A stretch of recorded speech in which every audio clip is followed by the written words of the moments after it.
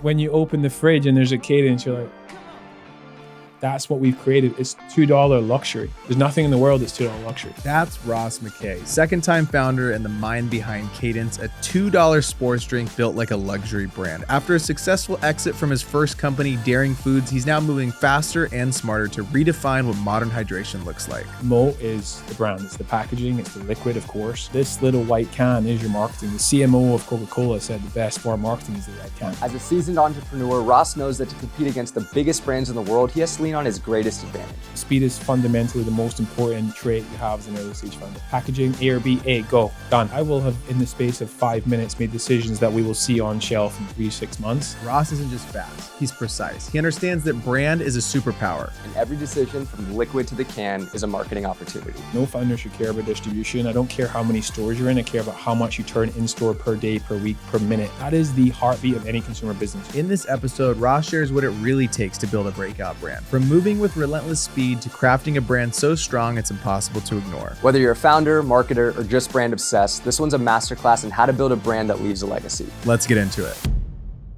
This is now your second 9-figure business that we're building. We want to reach over $1 billion with Cadence.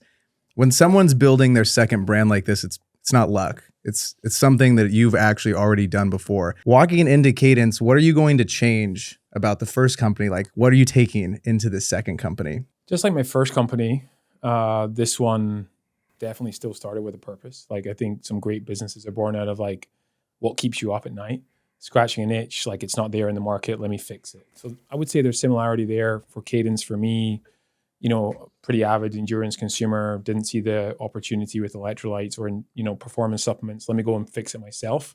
Some of the things that, you know, I'm doing differently or better this time is like huge emphasis on prioritization and saying no.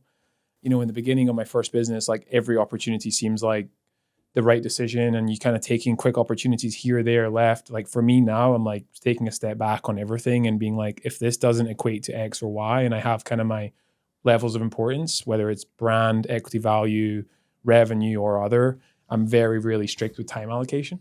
Whereas again, my first business, like you'd catch me on a flight for a meeting, you'd catch me saying yes to every retail opportunity. Whereas now I'm just a bit more methodical, a bit slower to, you know, say yes. I think that's probably fundamentally one of the most important things that's allowed us to grow so quickly because we're just so focused on certain KPIs.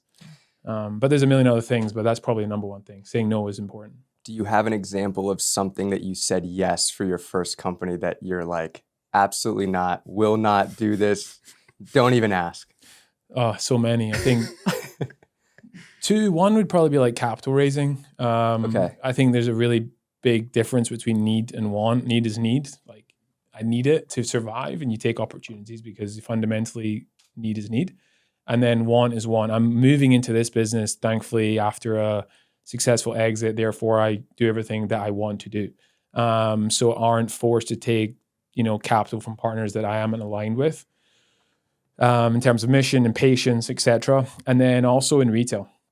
So I think when you scale into retail, whereas you put this product versus my last business, we're going a bit slower into retail. We're taking our time. We're making sure the business can scale in retail, making sure the business is ready for scale, which is like, can you afford it? Can you make money, etc. Whereas last time it was like, hey, X calls, like take it all. Like, let's go. Like we'll figure it out later. So probably two things we're thinking about differently this time. I feel like I'd probably make a lot of those same mistakes because when you're first starting out, your first business, everything probably sounds so fucking exciting. Yeah, 100%. I also came from the UK. I'm not from here. So like first time in America was 2019, December. This thing called COVID happened. Frozen food kind of went through the roof. Everyone was queuing up at Whole Foods for like 3 days to buy whatever they could buy. So like naturally the business progressed very, very quickly. So we are kind of operating this time in a bit more of a flat market where it's a fair competition. Last time was just like, I picked the right category at the right time in a place where frozen food was up 1,000% year over year. So we didn't have the right fundamentals to build a business. It was like very glorified. When you go about raising money, there's obviously the pro of not raising money and being in full control. And then there's this other side where it's like, if I want to reach this crazy goal, I want to have $1 billion brand, I want to sit with the Goliaths of this category. It's something that probably most people have to do to get capital. When you think about both of those sides of it, why did you end up raising money? Like instead of just saying like, you know, I'm going to bootstrap this and I'll grow it much slower? Or I'm just like curious about that. It's a great question. Probably the most common question I get is like how to raise money. And you said one thing in the beginning, you know, keeping control of a business by not raising capital. You can still raise capital and keep control of your company. I'm living proof of that. We've raised capital for Cadence, but yeah, I'm the sole member of the board, still control majority of the business. So I think there is an ability to do so. However, it comes being a second-time founder now, having leverage and being like basically, you know, like it's my terms or nothing. First time around, it was, you know, we needed to raise capital to scale the business. We had X opportunity. We couldn't afford to do it without capital. So there was a little bit of leverage. We found the right partner to fund us through a life cycle, and then we continue to raise capital. In the last business, we raised a lot of money, over about $150 million in the space of 11 months. With that does come losing control of your business, because as a founder, you're not focused on the certain things that you should be focused on. You're only focused on the capital. But with capital does come hooks and claws and terms that isolate you from the end goal, which is control.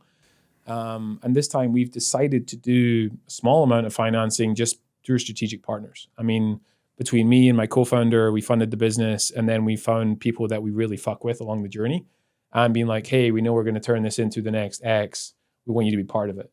Less about like, hey, we really need money.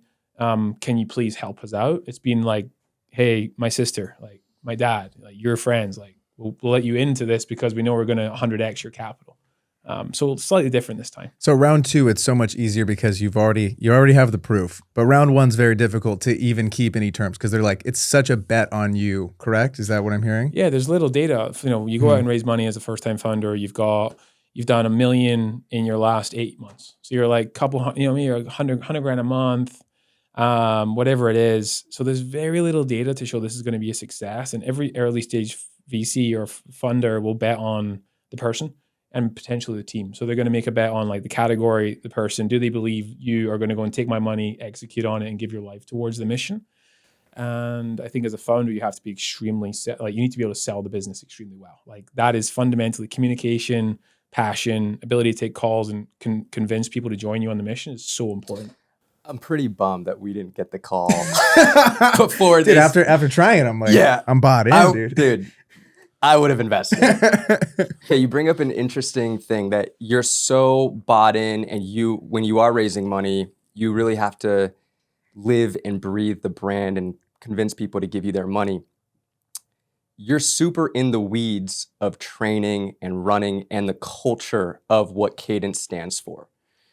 And so when you were thinking about the product, how did you think about the positioning of how to position Cadence to stand out from the market, and also when it comes to the branding side, because the branding's impeccable. So I would love to know about positioning from the terms of how to stand out from the market from other beverages that may be similar to yours, and then also like how to stand out from the branding perspective. Yeah. Our mission is to fuel the goal-oriented consumer. And to us, that means thinking about the consumer pre, during, or post exercise. For us, our primary exercise is running or cycling, endurance sport. So we took a step back there, and ultimately we're a sports drink. We're a sports performance supplement company. Other brands in the space offering you similar minerals are more for lifestyle, for mom and pop, for hangovers. We are in terms of functionality, but we position the brand to be for that goal-oriented consumer. The individual doing their first high rocks, their first half marathon, their first 10K, their first marathon, their first ultra marathon, running across the country, whatever it may be. And we go in after them and we find brands that they aspire to wear or to be part of or to go to run clubs. We identified that there was a huge gap. What we felt the biggest gap was for Gatorade 2.0. It's a sports drink. It's a sports drink where we are completely focused on the sporting occasion. So post-exercise, pre-exercise. Whereas most drinks now are lifestyle. It's a lifestyle drink. You drink it with your sweet green, or you drink it with your dinner, or we directly built the brand, the positioning to be built and consumed after exercise, which no one else was really thinking about. But yet, with the adoption of running and run clubs and sport and high rocks, there was this influx of consumers who were moving their body more versus moving their body less. But they were then going to coffee shops or restaurants and buying a Diet Coke or an Olipop or a Poppy. And we wanted to win them over at that moment in time. So we built a brand that was a sports drink, modern sports drink. We'd seen soda disrupted. We'd seen energy disrupted. We'd never seen hydration in the sporting category disrupted. You look at our can, we have a fuel guide on the can.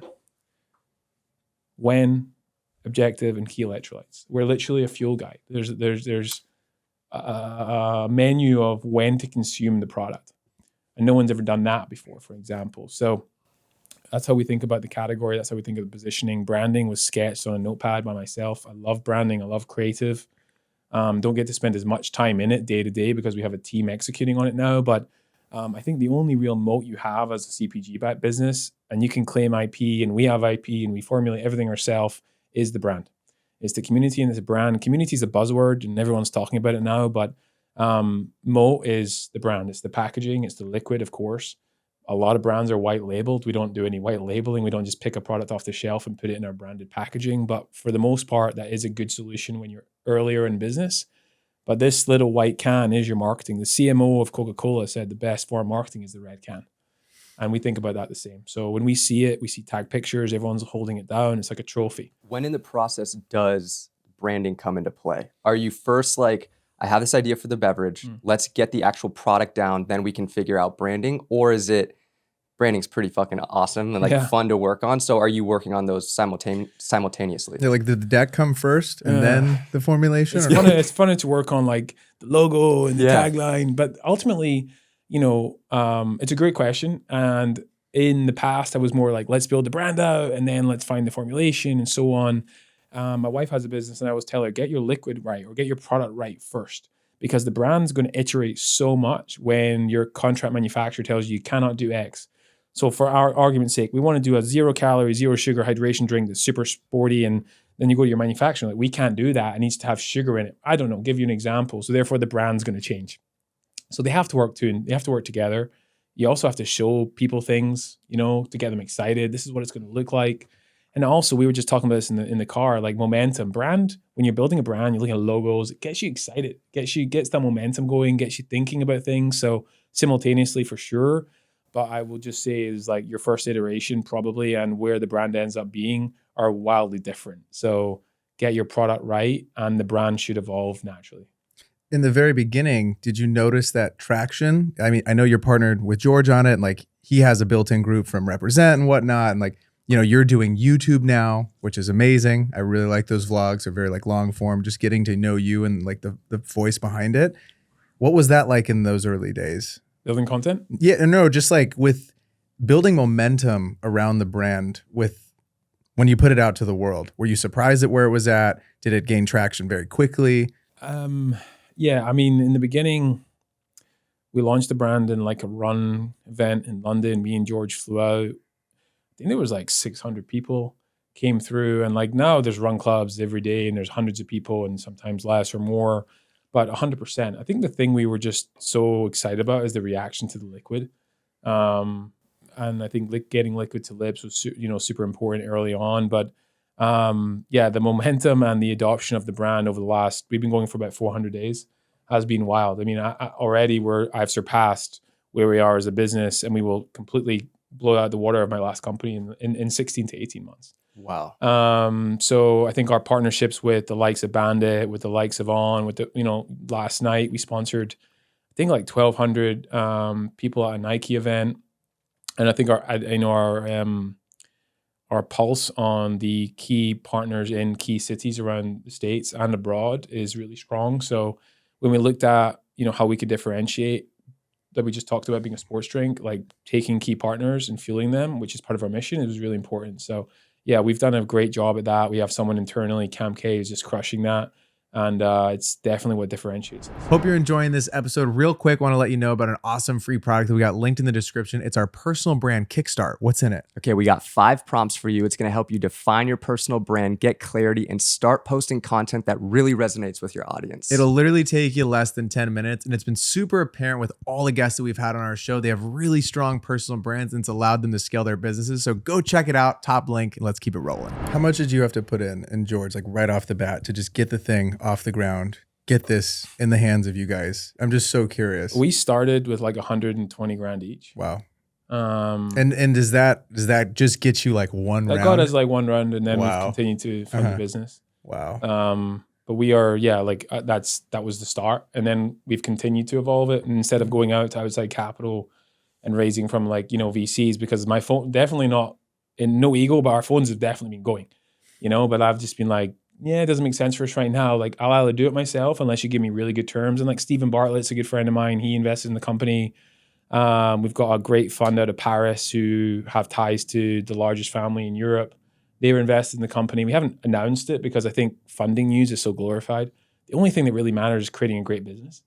With great business comes great optionality, selling it, running it, doing what you want with it. So that's all we're really focused on. But we chose a beverage instead of a powder product when we launched the company. And it's a much higher MOQ, minimum order quantity.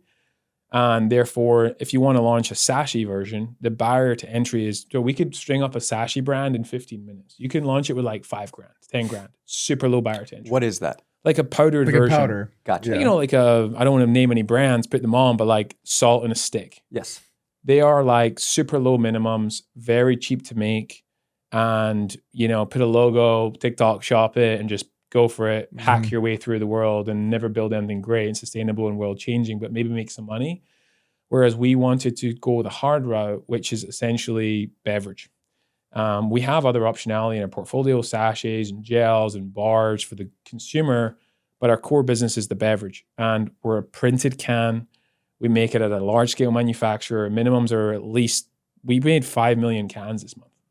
Wow. This month. Yeah. 5.5 million cans. When did you know you had something? Because I think about you show up to the first run club, or I could imagine you went through quite a few iterations of like getting the fucking formula down, right? Yeah. So then you and George are trying it and you're like, this is the one. Tastes great. Then you launch at this run club. You got 600 people. And I think that people could tell you, oh, this tastes great, but then never go out and like buy it again because they're like in front of you, they want to be nice and they're going to just be like, oh, this tastes good. You clearly have something that's like sticking and that works. And so was there a moment where you were like, people genuinely really like this and I know that we have something? Yeah. I mean, iteration wise, a year ago we had a can, this is a 355 ml. A year ago we had a can that was 250 ml made in the UK in a completely different liquid, different design. A year ago. So we've iterated on formulation, manufacturers, we now make it somewhere else, and the cans have evolved. And that sounds like 3 simple things, but that is like reformulation and transferring that to a manufacturer and changing can supply or an artwork, right? Like it's a big lift. That can take 6 months at a time while flying the plane. So of course, when we went to the run club, like genuinely there's like fans of the brand and fans of George and everyone's loving it. And it's great. And the one thing I'll say about George is like, he's a big critique of his own stuff and he'll never put out anything he doesn't believe in or love. And I think having that and not believing your own bullshit is really important. So we were pretty confident in the liquid when we tried it. It took several months to get there and I kind of led charge on that. But when we had the cans and we ran a marathon in Malibu with our buddy Aman, me and George, and we finished it after, and it was like, this is really strong. Like it was the first time we'd really tried the production samples. Then we flew to UK, launched it. I think the main point of inflection where we had something was when we sold, I took it to a retail buyer who didn't like sports drinks, hated our biggest competitor, was just like, and I made her try it. And she was like, hold on. And I was like, okay, if I can sell to the runners, no problem. We're going to win them over. We got a couple million of them. But if I can then transcend this into the consumer who's drinking soda and make them switch, I have a big category. And energy, I have a big category. So that was the moment. And that was only about, I'd say 8 months ago. But we've only been going for like 15 months, but it was really early on. What are some of these strategies to actually get someone to buy a drink multiple times? Because we were talking with someone from a very, very large company that couldn't get people to buy their drink a second time. And we've seen it a lot in the beverage space where people might try you once, but that doesn't mean anything. It's like the repeat buyers. So how do you go about getting someone to actually go out and purchase it a second time and like give it another go? Great. I like this question. It's quite a good thought, actually. Dude, fuck yeah. Dude, I really come on, brother. I really appreciate what I mean? I got a couple answers there. Okay. I think one is, do you take any supplements? I take creatine. I take Ginkgo. I take a lot of like. You're on are you on a cycle right now?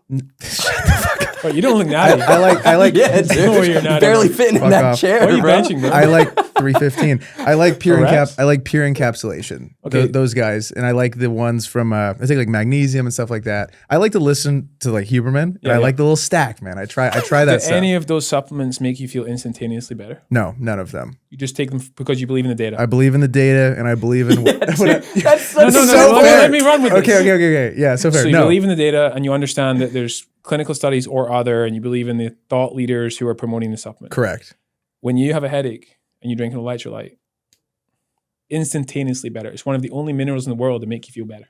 Instantaneously. I take greens powders. I take my boy Grunz's brand. I take creatine, and I take other supplementation depending on like blood work, etc. And you take it because you trust it, but you really don't know. It's just in there, and you're just like, all right, fuck it. And you can do blood work every 3 months, 6 months to identify key metrics. But if you don't feel good, or you've just finished a run and you drink an electrolyte, mine or other, you feel better. So that helps with repeat purchase, because when you feel better, you're going to try it. And if you run every day, or you run 3 days a week, or you're doing whatever training, therefore you're going to start to implement it the way you implement coffee in the morning, because you want a caffeine uptake. So for us, we see that as a big factor in if I can win over that consumer because they're feeling good after they work out and they have a can and they're like, wow, 6-7 days a week, if not 10 times a week, they're going to take my can. And the caffeine, or I mean, the drink's a fun one, because we were talking about just brands, and we went out to Texas. We interviewed Christian Guzman, who owns 3D Energy.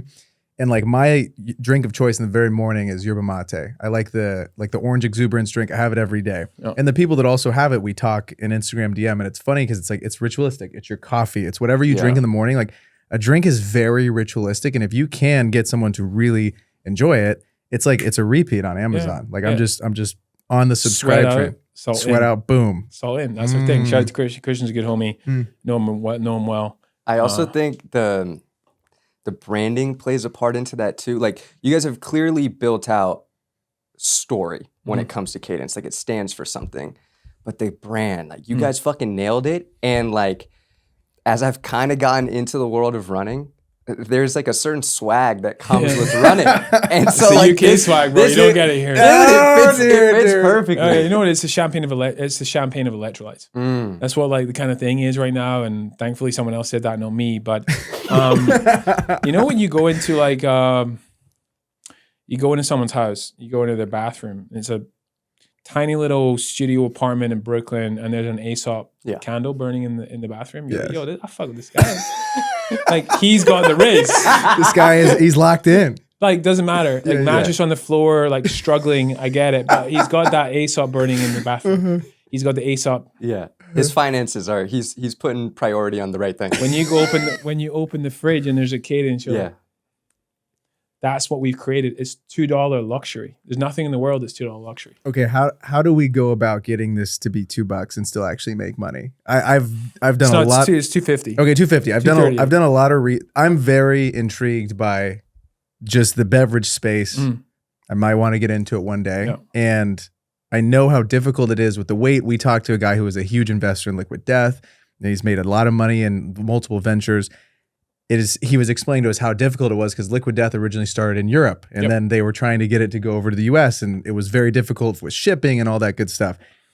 How do we end up making money on $2.50? And how does that process come to be? How do you decide to play at $2.50 and not $4 like all these other brands? When we go to the store, it's ridiculous to buy a drink for $4. It's crazy. But that's how much they all cost now. And I remember when you told me like, oh, it's $2.50, I'm like, how? And you told us that was important. That was very important. Very important to me. Yeah, because we don't think about, we think about one brand, Gatorade, and they are about $11 billion business, primarily hot-filled plastic bottles, and it affects our pricing strategy and our distribution strategy. Because if you want to go after that market, not the beautiful little farmers market, Air One, Fresh Time, I mean, those are customers that hopefully we'll do business with, great business with, but it isn't going to help us towards our mission. So when we think about distribution and price, we think about the big Gatorade monster that are doing $12 billion of hydration a year. So we talked about like David's Bar and how they built their distribution. They wanted to be everywhere, Bear Barrel as well. And everyone's like, why aren't you going to like Whole Foods? And then he was like, because I'm going straight after the biggest competitor in the market. I want to be where Mars Bar are. So that's how I think about it. And therefore, in order to achieve that mission, we have to be as close within the pricing category of the bit. We have to be as close with price in the category. What that means is when I look left and right, if you're 25% outside of the category, i.e. everyone else is 2 and you're 5, like chances are middle of America still care about that $3 delta. And in order to achieve scale, you have to win over people outside of this bubble we live in LA and New York. So I think about that consumer, which is affecting my distribution strategy. February, we go Target. We go July, we go Walmart. We go CVS, Walgreens. Like we're going blitz in distribution because as have Gatorade, and obviously they have the infrastructure of Pepsi and all the capital in the world, but it affects that. And I think price is such an important metric in consumer purchasing decision. And we're very focused on scale within the beverage. How we achieve it, relationships with our co-man. Because when I rock up and say, hey, I ordered $27 million of cost in my last company a year, I'm going to do that to you too. And I'm going to scale this to be times 10. They're probably willing to open the door and probably give me good terms. Second of all, we have a blended portfolio of not only cans. We have sachets, bars, and gels that are higher margin products. So when I bundle them together, it gives us a better blended margin.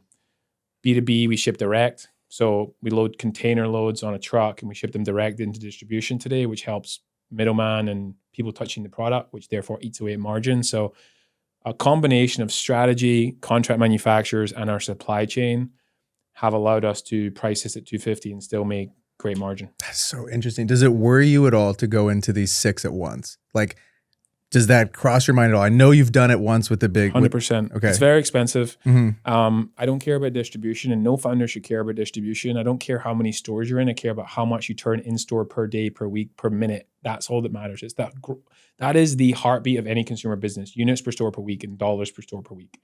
If you are outside of the category, i.e. you are like, if my biggest competitor is performing at 10 units a week per store and I'm at 1 unit a week per store, they're going to take that off the shelf and they're going to put strawberry vanilla from that other brand right there and take me away. They don't care about brand. There's no loyalty in this fucking world. And definitely not in retail. So if anyone thinks there is, it's like, oh, we have a cooler brand. They're like, they don't care. They care about money. It's a profit. Show me the money. Because the person buying my product is Margaret.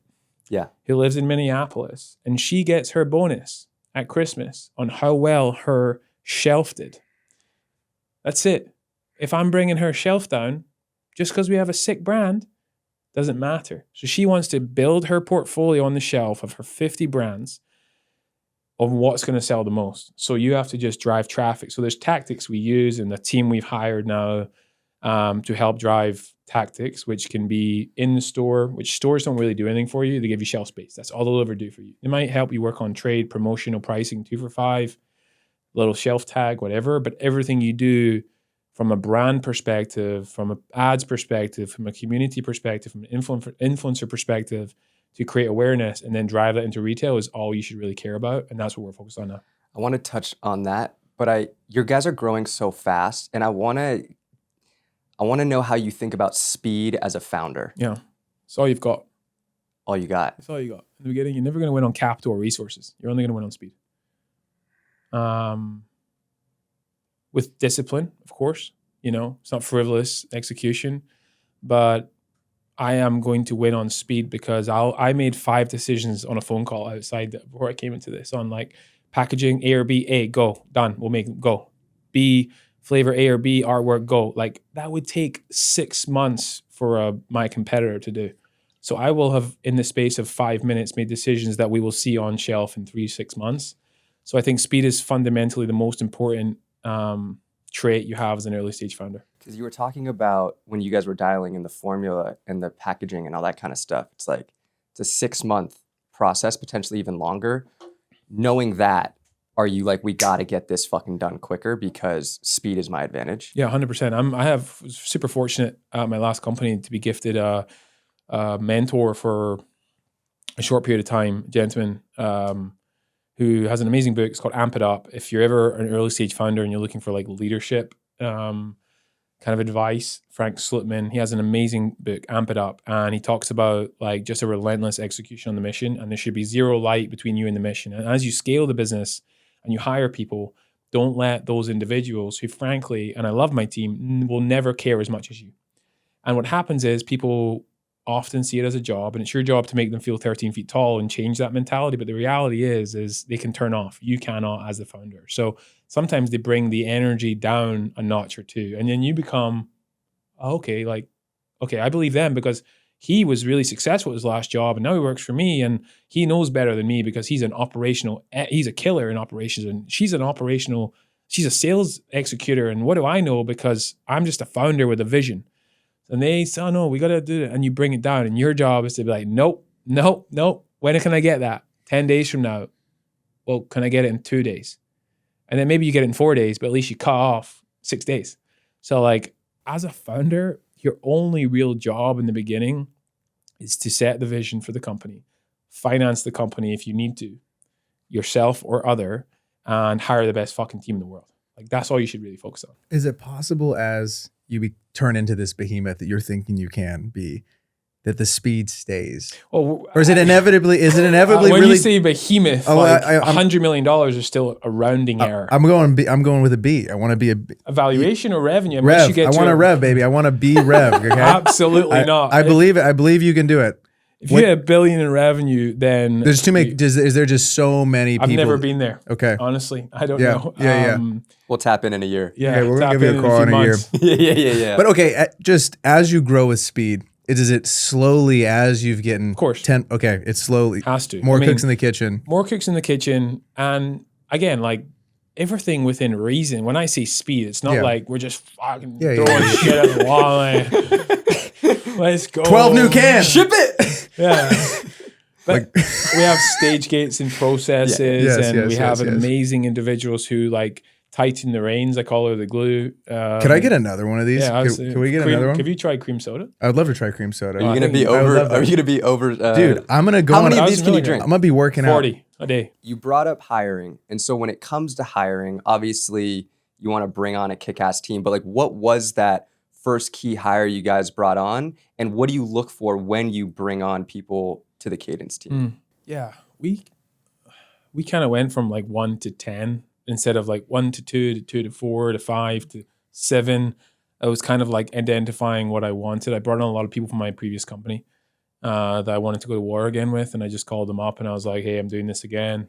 Let's fucking rock. And like already underwrote their skill set, was written 5 years because I worked with them for a while. My cousin was my first employee at my last company, and he was technically my first employee at this company as well. He runs operations and finance, which is kind of important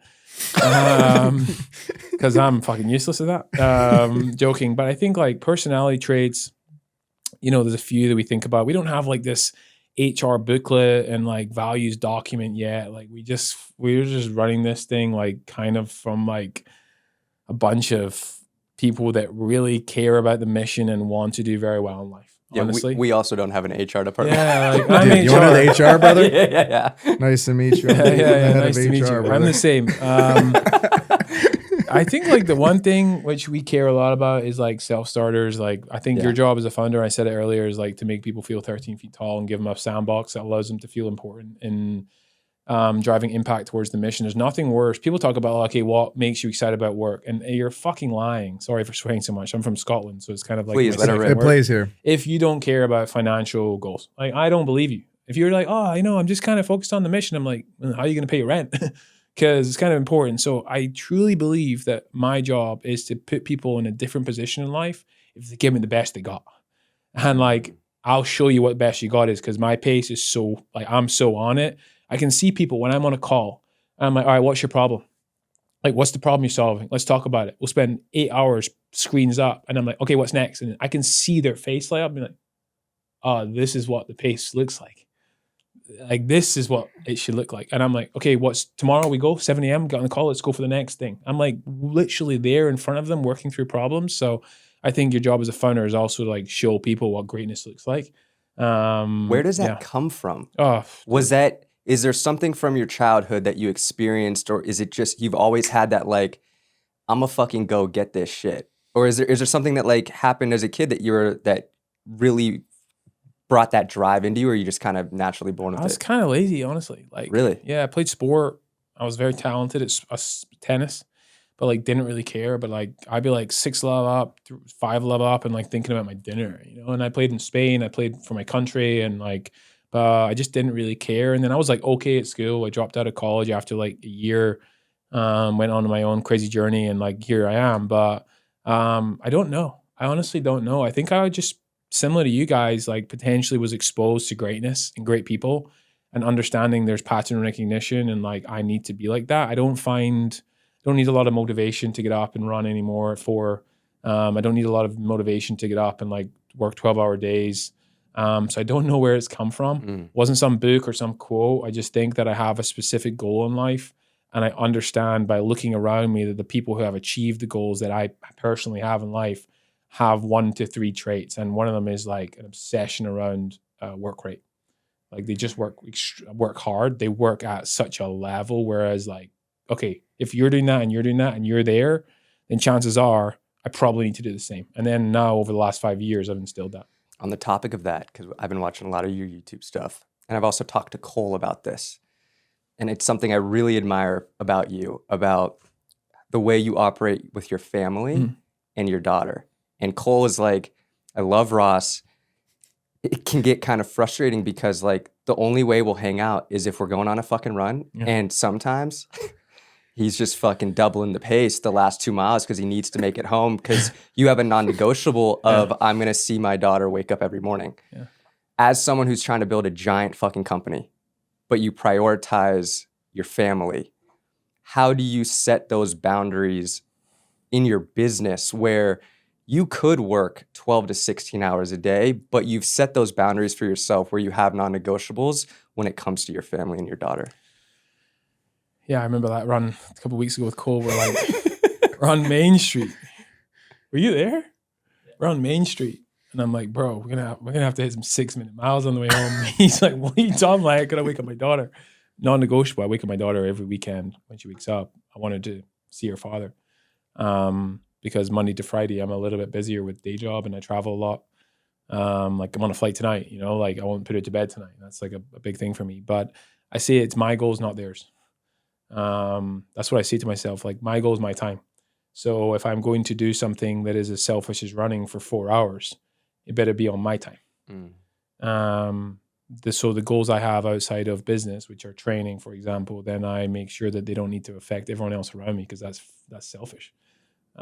So the hours of 4 to 7 are called dad hours. The hours of 7 p.m. to 9 p.m. are what I spend with my wife. So it's a great relationship that I have with my wife, and she understands the mission. She was there the day I came up with pretty much the name for my first company. She helped me pack the boxes. So she understands what I'm doing now, and you know, within reason, we've all benefited from it. But I want to be dad of the year, not athlete of the year. You know, that's my goal. I love that. There was something I also saw that you said it on a pod, you've said this in your vlogs, how as a founder, it's really important to be like neutral and never be too high or never be too low. And it's funny because I was working with the Lakers during our playoff run. I remember LeBron would say this in the locker room. He'd be like, never too high, never too low. No matter if we're up a lot, we need to be even kiltered. No matter if we're down a lot, we don't need to be down on ourselves. We need to keep even kiltered. And I noticed you said a very similar quote, like in your vlog, about how there might be a fire that day, but it's not my job to be like reactionary to this fire. It's my job to figure out how to put this fire out and not like bring that to the rest of the team. 100%. How do you do that? And what's that look like in actual practicality, being a founder in a company that's growing this fast? I think, I said that a couple of days ago and it was like real. It was very raw. Like that week I had landed our biggest, honestly, a company changing deal. We landed 4,000 stores, probably a multiple 8-figure deal on our first order. It was like close to 9-figure over 2 years. It was a massive deal on Monday. By Thursday, I was like, the company's just gone. Like I'm falling out with this guy. Cans are falling off a truck. Like renegotiating terms that are going to affect. It's like so. The highs are so high and the lows are so low that if you are affected by them, you're just going to tread water. You know, honestly, I think there's nothing wrong with feeling them. I think feeling is super important, but I have also become a little bit numb to it. I'll be honest, which makes me judge myself sometimes. I'm like, wow, am I just like, do I care about anything anymore? Like you could tell me we're going to land a $50 million contract. And I'm like, all right. Cause I expect that. I want to say like, that's the expectations I have on the business and the people. And then if things go wrong, I'm like, I've solved just about every problem. Everything is solvable. So like my buddy Chris messaged me being like, I disagree. And he was one of the founders of Bomb Energy and Raw. And he's like, I disagree. You need to feel absolutely everything and let it like soak in. But the issue is for me personally, as like the head of the company, everyone looks to me for where we're going. And if I'm stressed out, then sure as hell, the first time operations manager is going to be like pretty stressed out too. So I think I've just been through so much. Any second time founder, even any first time founder who's been through 5-6 years of building a consumer brand has probably dealt with just about everything. In the beginning, I remember crying in my wife's apartment, at the time girlfriend, that my packaging had a spelling mistake. Like crying. I was like, the whole company's gone.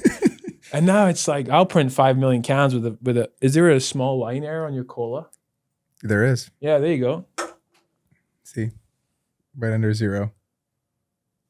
That would have, that, like who cares? Uh-huh. I've made so many millions of those, but like, and there's not on that. Huh. Yeah. And I bet you if you didn't point it out, I would not have noticed. But like, I'm on the production line, yes. Like, what the fuck? The whole company's gonna fail. Whereas like now you're just like, dude, like next, So it just comes with time. It's like anything, Mm-hmm. I'm Kevlar, bro. Kevlar sit on all the time. That's awesome. You told us you're going from you're in 2,000 stores right now, but you're going to be scaling to 50,000. Yeah. So we're in all of the vitamin shops nationwide. We're in just about every GNC nationwide with our cans, depending on flavor, and some of our ready to mix products. And then we have a huge launch in February, which is announced here for the first time, is Target, launching in Target. Beside, different hydration beverages. And then as you think about the rest of the year, you're going to find us in CVS, Walgreens nationwide. You're going to find us in Walmart in July in all stores, HAB, Publix. I mean, honestly, the number I'm not sure about. Distribution points, definitely like TDP is 40,000 for sure. So probably like 8,000 to 10,000 stores. Yeah, that's insane.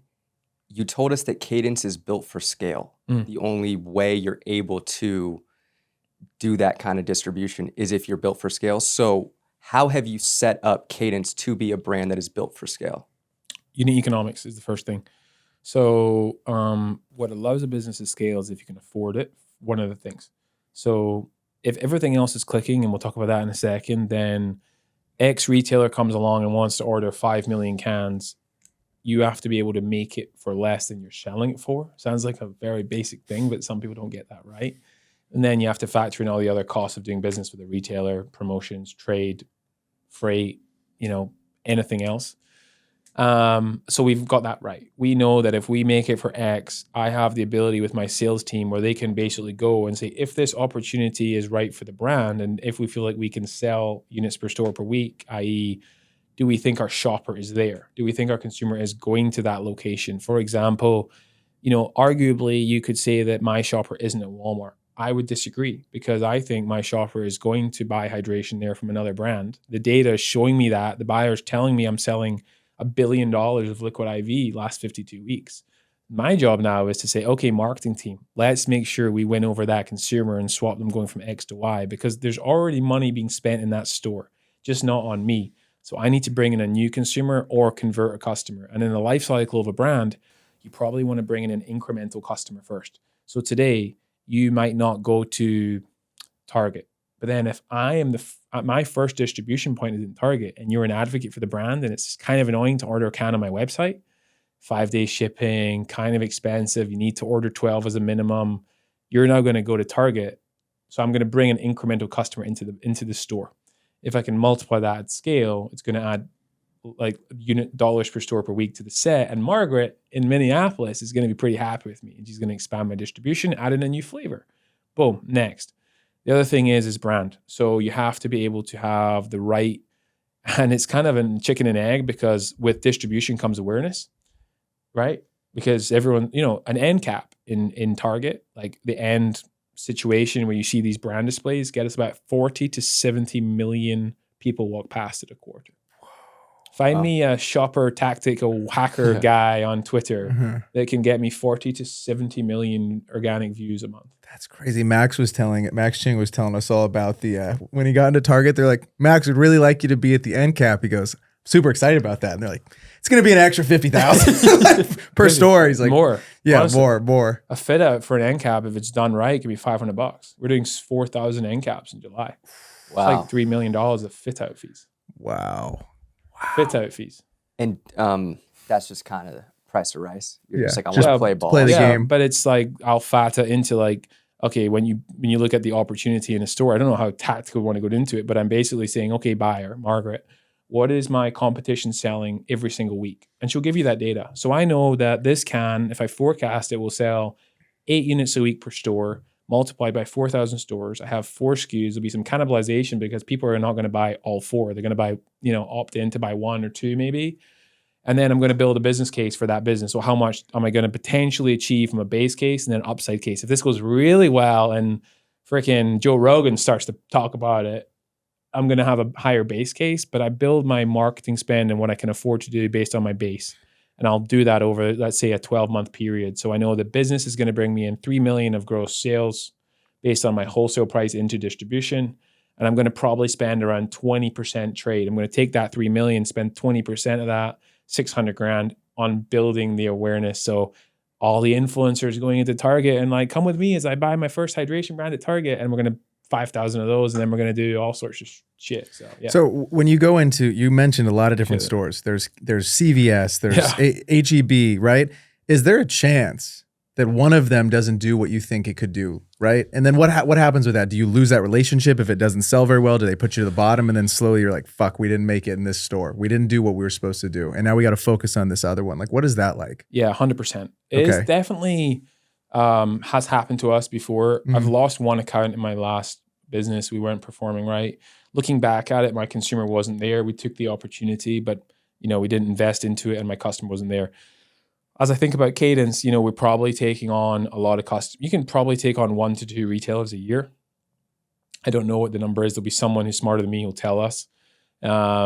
Whereas I'm a believer that this category is expanding so quickly. I mean, you turn on your phone today, there's hydration, creatine, hydration.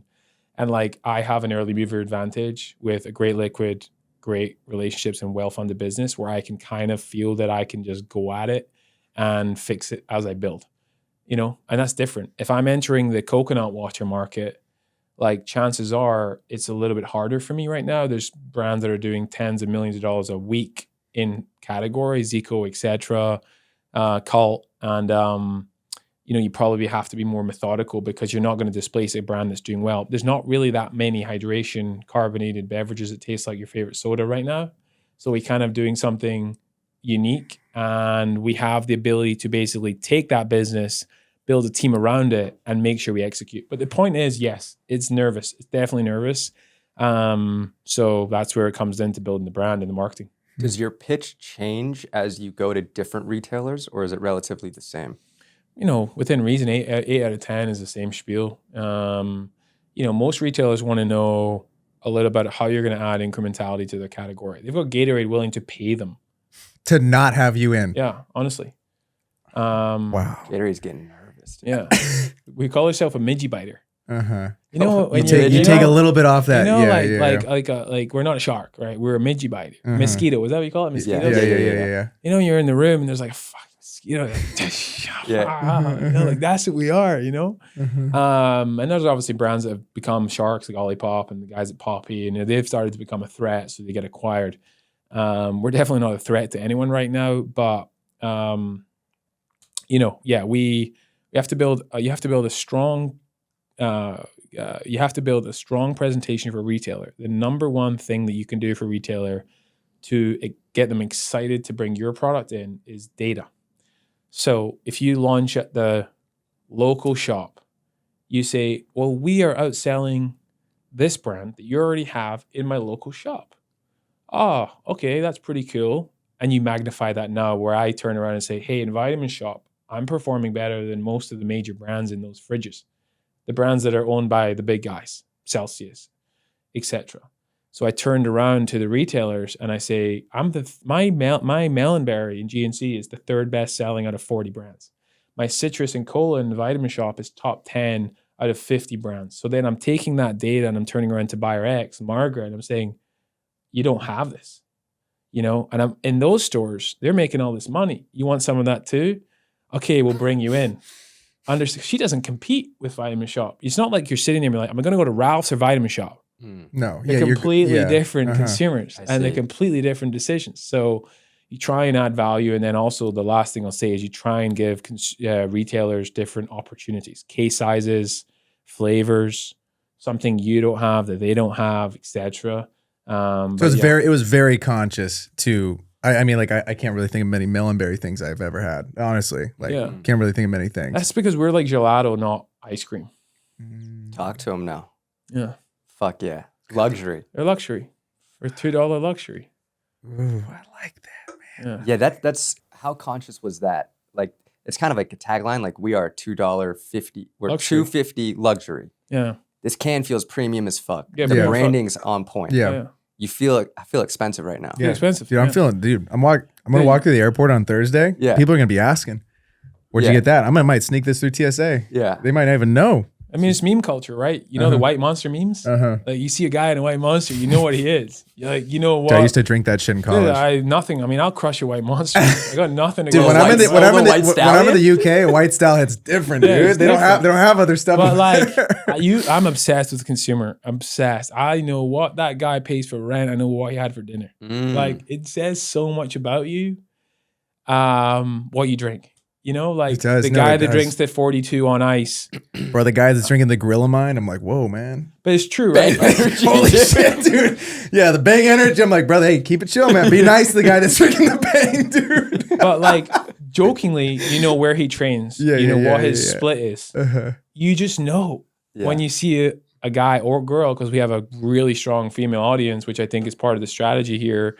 And you know, this is unisex. 100%. You see those other drink cans and you don't want to be carrying it around. We get like 200 to 250 tag pictures a day on social. We're a year old. Dude, y'all are like road, man. Like, was it bumped up with New York Marathon? New York was crazy. I didn't go actually because the first question you asked about what I'm focused on, I just don't induce distraction. I'm not going to go because it's too busy. It's too much noise. And I'm not the guy. Like I got my team. Like they're gonna be. I don't need to be at all that and razzmatazz and the run clubs. And I like we do it, but like I got Cam, I got Alex, I got Herc, I got the squad there. Will show up, handsome motherfucker. Like you know, like I'm in the P&L. I'm like figuring this can printing issue out. So I didn't go because it's like a bit of a distraction. It was one of the busiest weeks for us as a company. You bring up data though, and how important that is when you're pitching retailers. Is there something that is almost harder to track, but makes you feel or believe that you're on the right track? For example, getting tagged in an Instagram post or like seeing your product on a flat lay for the marathon as opposed to some like another company? Yeah, for sure. I mean, I had the mission. I used X a lot and I said like a year ago that I wasn't reposting anyone who used our first product can because I could see too many other brands on the flat lay. Fast forward, New York, it was just like, dude, the roads were covered in Cadence gel, like covered. I got people messaging me like, what the hell happened? And flat lays all over being like gel, bar, sachet, bottle, can. It was kind of sick. You know, am I going to go around saying like, we were 250 tags this day, like buy our business, you know, like, but anyone who's smart enough who you're selling that to is primarily probably an investor. Sure. And you're like, we're building this community, we're building a cult. You know, we got like 40, 50 people with the Daily Discipline tattoo. Daily Discipline's our tagline. Wow. It's kind of our version of like another brand down in Austin that have their tagline. It's tattooed on my arm here. And I think we put a tweet being like, anyone who has it, I'll fuel them for a year. And we got like 65 people who had the tattoo. So like early indicators that you're creating a movement and a lifestyle brand that people want to be associated to. That is so interesting. Yeah. Yeah, that's like that's the hardest thing to do. It's like build a cult. Like you're building a movement. And you can't fake it. No, dude. like, I just like, you know, we don't know each other that well, but like we really like George and like me and there's nothing fake about it. You know, like we don't have to try that hard. We really do it. Like he called me, being like, bro, I'm running at like 350 this morning. I'm like, bro, that's too early. Like, I'm gonna go at 450. So like this concept of like on a mission, daily discipline, guys now, I think the modern influencer, you know, is inspiring through different means. Whereas before it was like who's partying the hardest and like who's popping the biggest bottles at the club and then living in Miami. And now when you think about who you're influenced by, like I'm influenced by the dad. He's got a couple $100 million in the bank and he's got some shredded abs and a hot wife. Like those are the And some drip. and some drip. That's True. sick Like, fucking I'm way. sorry, You're right, dude. You're I'm right. sorry to sound like that guy, but when I like turn, like times have changed. I think people are influenced by different things. So when I think about how we've built the community, it's because we, you know, I think a fundamental, the times have shifted between what the young man or woman want in their life. And it is fitness and it's hydration and it's performance and it's aspiration. Being fit is also, I think, a sign that it's disciplined. Someone that cares, they give a fuck. There's like, it is not easy to be fit. There's a requirement there of like when you 100%. see someone that is fit, that's someone you want to do business with. That's someone you want in your corner. You're like, I know that this person goes the extra mile with like little details and The dues have been paid. 100%. Yeah. Yeah, Dude, absolutely. it's the fair sport in the world. Mm. Your body, other than people who have health issues. Yes, So totally. eradicate that from the totally, conversation. totally. I don't want to get canceled. Yeah. But like factually speaking, how you look is economic circumstances. I understand that. Yeah, but like yeah, totally. me and you, same everything. Like we have the same opportunities. I can go for a run, you can go for a run, we can eat chicken and rice, whatever you want to eat in your life, count your calories. Like it's a pretty fair, it's not opinion-based sport. Business is an opinion-based sport. You like that, you don't, you're a decision maker, you're not, I go up, I go down. Whereas like how you look generally is a pretty even keel. It's a pretty even sport. And I like those odds, you know, where you can control things. When you think about your marketing though, I want to get into like, because we've talked about the branding of the actual can. Yeah. The branding of Cadence itself and the marketing, your guys' campaigns are fucking next level. Like the actual content is second to none. How do you think about that from, I know you said you're like not crazy in the weeds of it, but like when it comes to doing new campaigns, launching new products, like the content that you guys are putting out on social media, your website, how do you think about that to allow you to create a cult-like audience and a culture around your brand? Yeah. I would say I definitely spend more time than I should on it. I love it. It's like my favorite part of the business. And I work closely with Alex, who I have to give most of the credit for. Alex Lopez, sorry, who's our creative director and has a great pulse on, you know, where we want to take the vision of the brand. I think what's also important is I work so closely with him so he can soak up where my vision is for the brand. And I think any people who have a pair like that, you have to work simultaneously because you have to work in tandem. We do a lot of storytelling. I think in a world of maximalism and consumerism, where everyone's trying to sell you everything on an ad, on a discount, on AI generated, like best in the world, we've kind of taken a different approach. And we think that aspiration comes from storytelling. For us, it was through athletes, individuals running the fastest marathons in the world, individuals running across the country. And what's the brand who did that the best? Red Bull. There's no pictures of their can. Everyone talks about that on their social media. They have people jumping out of planes or off buildings, or BMXs doing 500 flips, you know, whatever. And we took a lot of inspiration from that and say, okay, let's step away from the product. Let's look at who we want to appeal to and what they're interested in. My consumer wants to watch Will Goodge run across Australia, and then he fuels with Cadence. So naturally we integrate product, but through storytelling. And that's always been kind of how we wanted to position the brand front and forward. That we really don't have a lot of pictures of our can on Instagram. Not specifically because we won't do it, just because we want to differentiate ourselves in a crowded category of people who are just constantly selling you what they have to offer you. In addition, I'm surrounded with people who just have a creative pulse. George and the guys there, and Caesar and Alex, and we kind of live in the world of fashion and luxury. So something that has always been important. And I go back to the fact that it's all you've really got in the end is your brand. So yeah, if you become a Me Too, just become, you know, a race to the bottom on price. What were some of these bottlenecks that popped in as the brand has scaled that were really important that we had to fix to keep growing and keep excelling, that would save a founder from a lot of headache? I mean, the hardest thing in a business when you're scaling from 0 to 10 or 1 to 10 million, I think, is demand planning. So I'm going to go and make my minimum of these, and they're going to last me till here. And then I'm going to probably use that cash in order again, here. The issue is if you sell out here, you didn't demand plan right. So didn't forecast how many cans. And consistently for about the last 365 days, we've not been in stock for 200 days on our website because we continuously sell out. I think that's a glorified thing. I don't think people should necessarily be proud of selling out because we sell a subscription offering where people should drink it every day. So if they can't drink it every day, it goes against my mission of fueling the athlete. So with all that being said, the hardest thing to do is how much do I need to have to buy what I think I can support for a period of, let's say, 12 weeks. Problem is, if that sells out in 4 weeks, you're kind of screwed because your manufacturer doesn't have time to produce for you. You got to book in over here, buddy, join the wait list. And if it lasts you too long, you don't have the cash generation to do the fun stuff and the cool campaigns and the sponsoring of X and Y. So it's just this like constant threading of the needle of like inventory and cash.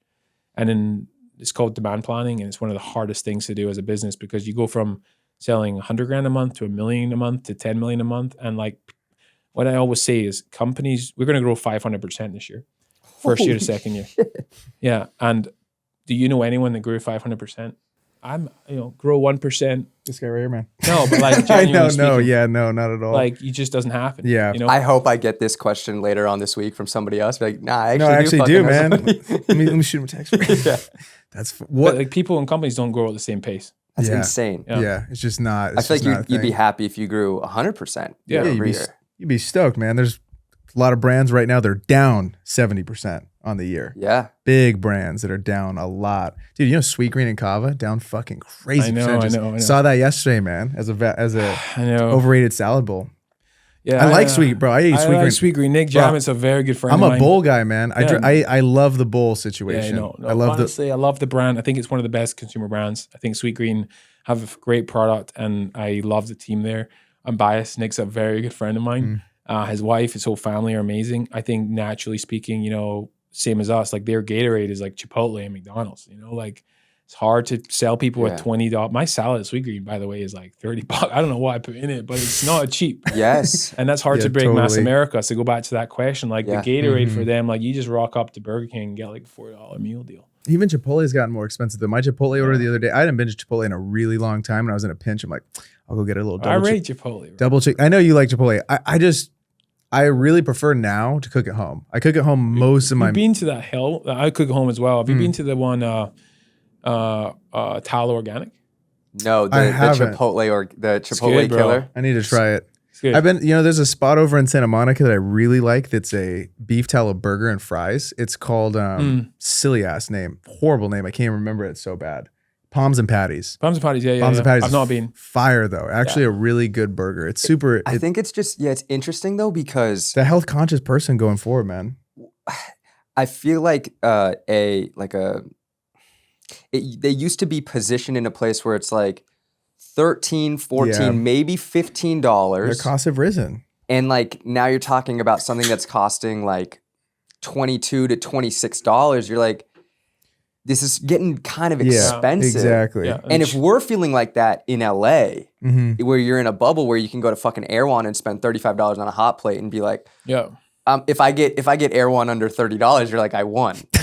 But now you talk about like middle America, you're like, they're looking at a $22 smoothie or a $22 it's ridiculous. It's a lot. It's absurd. I don't even know how that little Earth Bar place survives, man. It's a $20 smoothie if you people go. buy it. It's aspiration. It's brand. People want it. It's content. Yeah, it's very, very interesting. God. You also brought up in a YouTube video that you had a great conversation with a partner in the Middle East.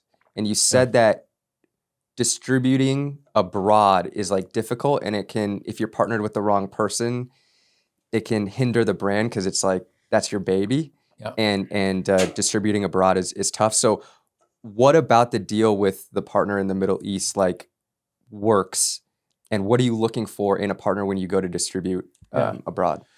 Yeah, I also said that like I hate international business because I believe that until you've achieved a certain scale, like why would you take your resource allocation? So if all you have is speed, and you're never going to win on resource or capital, then why are you taking your resource and your capital, the two things that you can't beat other people on, and deprioritizing the core strategy of the business, i.e. US retail, and having them going over here and deal with a very small rounding error, because you're not just going to hire more people to deal with like a couple POs a year. So I generally hate it, and I don't think many businesses should do it until they reach, let's say, $100 million. When it's the right time to do it, probably comes down to a couple things. One is like operational complexity and lift. For us, when we went into Australia, way too early probably, we had to change our artwork on our can. Our MOQs are so high, so I had to get regulatory in, have an Australian business set up, an Australian lawyer, reprint the can, ship them off to Australia, tie up our cash, send it off. And like, it's been an okay business. It will grow. We're launching 7-Eleven there, 750 stores, a couple of other big gas stations, petrol stations. But you get excited by like, oh, international, Australia is so sick. But like, nothing else matters other than this four walls of America. Like Celsius, however many $1 billion here. Monster, Ghost. Look at all these brands. They just focus on this market. And that's what I'm trying to instill in my team. But what do I look for? I look for brand alignment in terms of, are they going to represent the brand well? Because you don't lose control of the brand, but chances are you're not going to be signing off on every mom and pop shop they put it into. And thankfully for us, we're okay kind of being in a lot of places. But, you know, if I see a Cadence run club out in the Middle East and it's like, I'm pulling the plug on that thing. Like, that's just jeopardizing my core business, because people are going to get confused if I start seeing athletes who are fueled by Cadence and they're not so there's certain rules and regulations we put in place contractually that they can't do X and they can't do Y. This individual, Hamdan, happens to be a very good friend of mine, a very successful entrepreneur, and has full alignment on who the brand is and where we want to be. And then the last thing I'll say is like, it's a very easy supply chain. He's buying the same can as we make today, no artwork changes, no labeling changes, and he picks it up at our factory in a truck. Like, I don't have to do anything. So, you know, for me, it's like, you know, it's a nice, I mean, the Ahmed from Whoop went over there, created a great business. He's always over there, you know, raising capital. They're becoming a very health conscious state. We're launching Emirates Airlines, things like that. So there is some big revenue opportunities for us. You guys are partnering with Emirates? Yeah. So you'll be on the plane? You know, touch wood is how we do. Yeah. Wow, that's so cool. Yeah. So I'm pretty dehydrated on a flight. Damn, that's true. That is so true. And Emirates is that's tip top of the line. But all the cool. There's a big food culture there. You don't drink a lot of alcohol. Clearly, Emiratis is local culture, and obviously there's Brits abroad who drink enough for everyone. But it's a big food culture. People eat a lot, drink a lot of coffee, a lot of coffee shops, great chains. So it's an okay market. It will be generally 1 to 2% of the business, but we can still do a couple $1 million there for sure. Damn, that's really solid. So, wait. I got to stick on Emirates for a sec. You talk about having leverage and being able to like do these deals on your own term. Are you working into an Emirates deal first class flights? Me personally? Yeah. I need an agent or something. I'd rather just take the money. Okay. Yeah. Have you flown Emirates first class? I've never flown Emirates first class.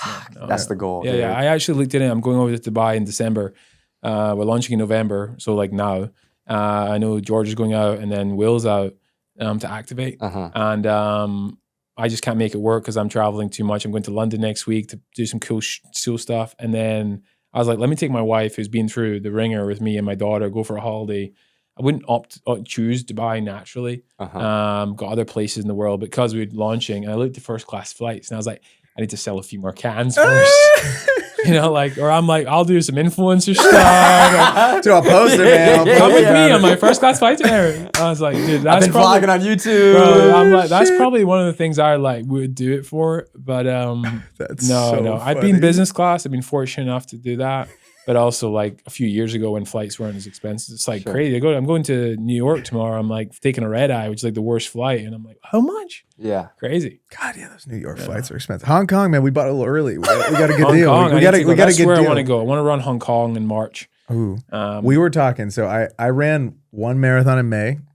I haven't ran one since. Well, when did you run? I ran the one in Orange County. Oh, nice. It was fun. It wasn't really fun. Anyways.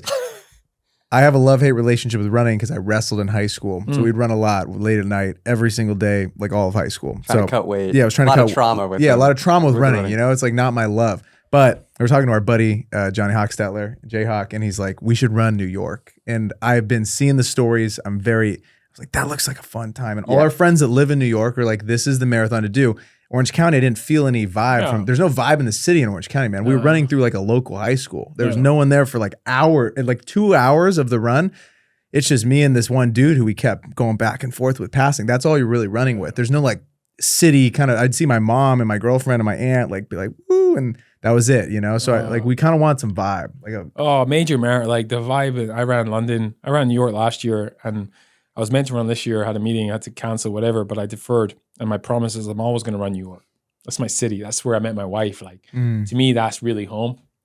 And the energy in that city, especially like mile 1 to 12 coming through Brooklyn, like there's something, you got people one of the tactics I'll say is print your name on your jersey. So it's like, Ross. And I'm like, yeah. But I wouldn't, like, let's go. But it's like a million people or something crazy, you know? And obviously now, like, it's become this big, influencer infused activity, or being in the city for the week. And it's an energy that actually will carry you through 26 miles. You can't muscle through 26 miles, but in New York you can, because they just lift you up. And I think the only thing I'll say is I'll never try and like race New York, because a lot of stimuli going on. It's just also, first of all, it's a very tough course. If you're going to like try and PR, like I wouldn't pick New York. I've got friends who have PR'd New York, and like fair play to them. They got to be really strong on the hills and the bridges. But like you go see your buddies. If you drink, you crack a beer. If not, you crack a Cadence. And then you have a slice of pizza on Mile 12 at the Dirty Bird pop-up. And it's just like an energy where you just, I want to be out here for 5 hours. Honestly, I don't want to be done in 2.5. I want to be out here for 5. So my buddy this year did a reverse. Do you see that? No. Hercules. He went to the start. He went to the finish line at 1 a.m., ran to the start line, and then ran the marathon. Holy shit. So he ran 40 some or he 50. ran 84, 85K, yeah. Yeah, math isn't really Braden's strong I'm suit. not good at math, so do that. That's not Help me out with that, guys. He ran 2 marathons. Yeah. He like actually ran 2 marathons. He like also 52 like miles. Yeah. Didn't just jog it. I mean, he can run he's a very fast marathon. Wow. He just ran across Montenegro last month. He's done 150 miles in a day. He's like he works with us. He heads up brand in the UK for us. He also happens to be like a top runner. But he ran with his fiance, but he does a lot of content, and it was kind of like went kind of viral online. He got a lot of hate for it, which is part of running's a funny sport, Yeah, there's an interesting group that runs, man. Interesting group. That's funny. People need to just chill out a little bit. Yeah, people need to relax. I saw on Crack the topic. Cadence. Yeah, dude. Pop Cadence and chill, dude. On, man. I on the topic of running and it being kind of a weird sport, I saw it must have been on TikTok, or somebody was telling me that they were posting on Strava, and this really successful, like fast runner was like commenting hateful shit. Oh, yeah, I saw this. Cute run or something. Yeah, I'm I like, saw what this. are you doing? I saw the guys that like ran in college, and like yeah. now you've got like guys getting bagged for like running a slow marathon. It's a pretty, like, my thesis and my stance on is like if you're moving more than less, like generally it's a good thing. Now, do I believe that all the flowing of money is going towards influencers instead of like professional runners? Yes. But as a brand that has sponsored the number 2 American marathon runner, top 10 finish in the Olympics, and paid him 6 figures, and I have paid influencers $500, this guy there's no return on investment other than like brand equity value. And these guys can pump for me. So I understand why a lot of the capital from the larger brands is going into the influencers, because they're actually adding a lot of incrementality to the sport. So I understand why these guys are annoyed. Yeah. And if I'm these guys, I'm like, I'm cashing in because it's my job. On the topic of content, you've been posting some awesome vlogs on YouTube. I want to know why. As a founder, what is the point, or what is the benefit of being forward-facing on YouTube? You don't have to. You could build Cadence without being a well-known founder. Yeah. We see you doing it. We see George doing it. Why be forward-facing and create content and put your face out there? Is it to have more of an impact? Like, what is why do it if you don't have to? Honestly, I found it very hard in the beginning. when my last company, I pretty much showed nothing. And we did some crazy stuff. Peter Thiel wrote my Series C term sheet on a private plane. Wow. Gave me $42 million on a flight from LA to San Francisco. Like Peter Thiel, like Gates, Drake was an investor. We threw the Coachella party, Justin Bieber. Like I could have a bazillion YouTube, like if I had documented that. And there was a level of regret to that. By the way, none of that created great business. So I was like, that doesn't mean we were like fundamentally that's not impressive. However, I've always been inspired personally as a consumer of founders that have documented their journey. George is a huge inspiration to me, and I'll tell him as my best buddy, like he inspired me through his content. Starting Cadence, I understood the value it could create on a company through founder-led content. So I wanted to take it on, and I built a small team around me to help me do that, because fundamentally when I wake up in the morning and I don't think about, let me like think through the list of content. Like Almesh is tired. I'm like, I need you to be my brain on this because I'm focused on X and Y. Like we've just talked about like operational sales strategies, like that gets me off. The other thing is I actually just feel hugely inspired by the fact that when I am 40, 50 years old, 60 years old, my daughter will watch this and be like, wow, my dad was a savage. Imagine your dad built Red Bull and you could watch that. So I got to watch my father. He was a super big inspiration to me firsthand. But I think I'm inspired that my daughter, who's now nearly 2 years old, when she's old enough to watch, will watch her dad build what will be one of the biggest drinks companies in the world. It's amazing. You said a quote too. You said, my family gives me meaning, but purpose gives me direction. Mm-hmm. Can you tell us a little bit about what that quote means to you? Yeah, it kind of came off the back that I think,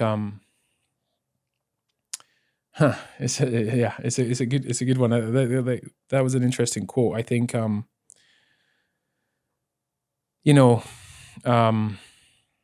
think it's over glorified to think that balance and being like quote unquote, I guess, happy all the time is really going to be existence. I have everything going for me. I have a great business that I'm in love with. I have a wife and a daughter, but it does feel selfish that when I wake up in the morning, I think primarily about my work.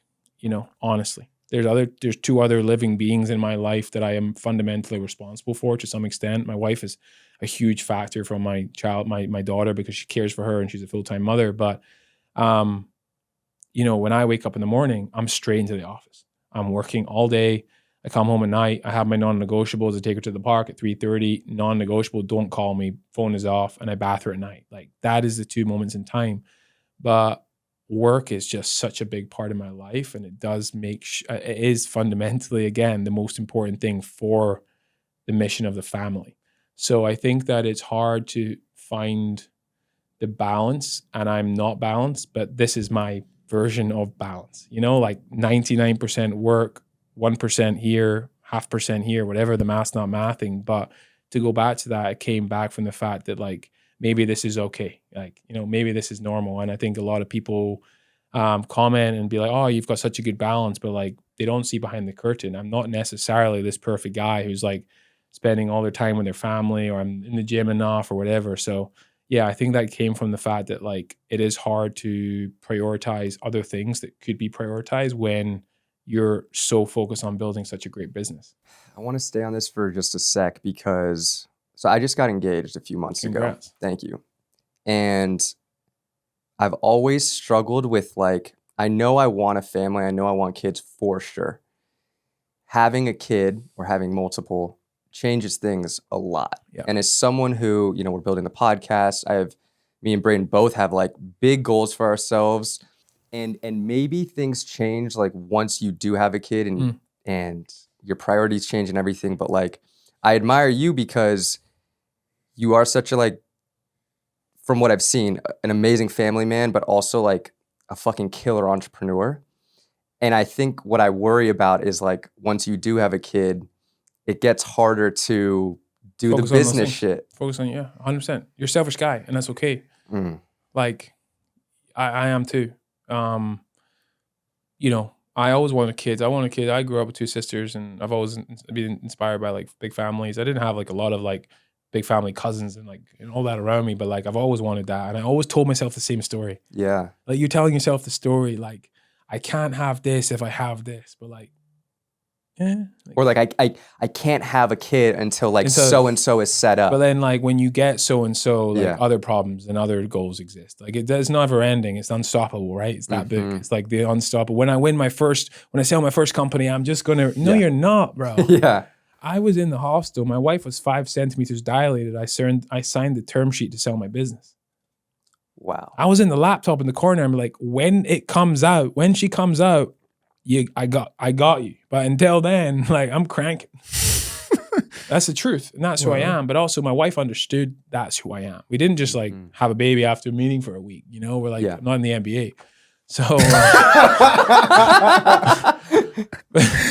but anyway, all that being said is there's truth to it. And I think it's okay. Honestly, you can't do it all. And that's the inconvenient truth. I think anyone who comes on here and maybe people disagree and says, no, you can do it all. You cannot be the best father in the world. You can be the best father you can be given your circumstances. And for me, the best father in my agreement with my wife, and I think it's important to have agreements because I fucking hate expectations. Like expectations are the worst thing. You could have come on here and be like, I thought he would be great, but we had a call before and we briefed and we understood where the relationship was going to be.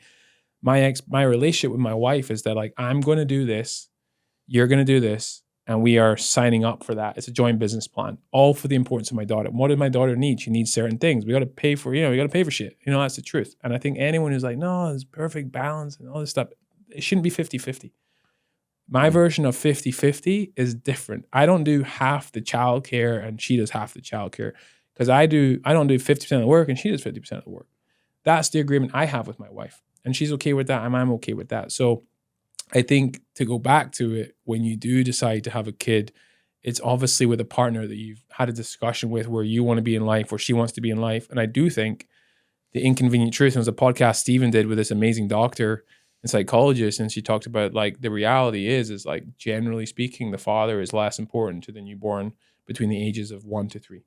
Your job, the baby doesn't need 2 months. That's the truth. So my wife has allowed for us and me to focus on certain things that are going to have longer term value for the family. And I know that come 3-4 years old, I'll be in a position where yes, I can take 12 o'clock off because I've got a team of 200 and it's okay. I just got to get there. Just got to build that and keep going with that. What have you noticed from having Steven as an investor? That's someone that I admire a lot, someone that I think I've watched him grow. I've modeled certain things that we've done after him. What have you noticed from working around him? And we were up at his house the other day, and I think the one thing that Steven has is an obsession around source of truth. So when he's one of the best interviewers in the world, other than you guys, obviously. We're second. But he will... We're coming. I mean, watching he will read books about people. He'll read books about people who think about... Like, he is so obsessed around the source of truth. So when I have spent time with him, understanding how deep he goes into the individual that he is interviewing. And not only that, the level of depth he goes into about what other people are saying or the creator economy around the tags and the likes and the comments. So for example, there's a subject on electrolytes. He's going to find out who the thought leader is on that.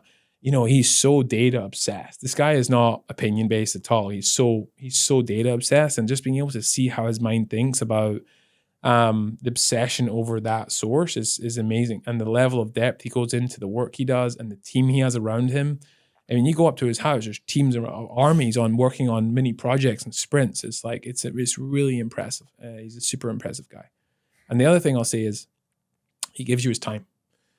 He'll sit there and his phone, I mean, I see it. His phone is going buzz, buzz, buzz, buzz, buzz, buzz. People's names that I'm like, you should barely pick that up. That guy was in the White House not too long ago. And he's got you. He's locked in. No problem. If you've got his time, you've got his time. And I find that extremely respectful because he's not like, oh yeah, no, bro, that sounds really great. And that's something that I'm like, wow, if he can do that, and I've seen what people, Mr. Beast calling him, Barack Obama's calling him, it's crazy. And he's like locked in. And I find that, like, honestly, that's pretty sick. Wow. That's crazy. That's awesome. Is there somebody else, maybe similar to Steven, who you've been fortunate enough to spend some time around that you've learned quite a bit from, or that you admire, that you're like, I want to bring this into my life? Yeah, I through the last company raised from some great investors. Raised from like founder of Starbucks. We raised from obviously Peter Thiel, and raised from Dan Sondheim, which is one of the best hedge fund managers probably to ever live. So just being able to spend time around them, whether it's in board meetings or whether it's just on offsites, just 2-3 hours can be life changing. The way they think, the way they operate. I think, without sounding cliche, I'm hugely inspired by my father. He just taught me a lot. He had a modest business growing up, never, changed the world or anything, but I had a lot of aspiration when I grew up. I got to see him build a company from 1 person to 5 people to 10 people, and a very different industry, but like used to take the bus after school and sit in his office, and like his office was like half this size, and then it got a little bit bigger, and then it became the size of this home. And I was like, wow, like that's pretty cool. And like always on, like always in his team. He used to sit right in the middle of the office, no corner office bullshit. And that definitely ingrained a lot in me, and how he deals with people, and how he likes to think about like success. It's always been super inspirational. So I think like just the amount of time I've spent with him has been probably the biggest impact on my life. Was he always like working with his team? Did you notice that? He was always like in the weeds with them. Yeah, he was in recruitment. So it's a very like sales personal, very hands-on business. But it was I'm from a small town in a small country. I'm from Glasgow in Scotland, which isn't like, the average income is $21,700. That's the average. So it's not like no one's making 6 figures a year. That doesn't exist. So everything in relative terms, if your business does $1 million a year, that was like, wow. They dropped off in a Volvo to school. If someone turns up in a BMW, it's like, what the hell?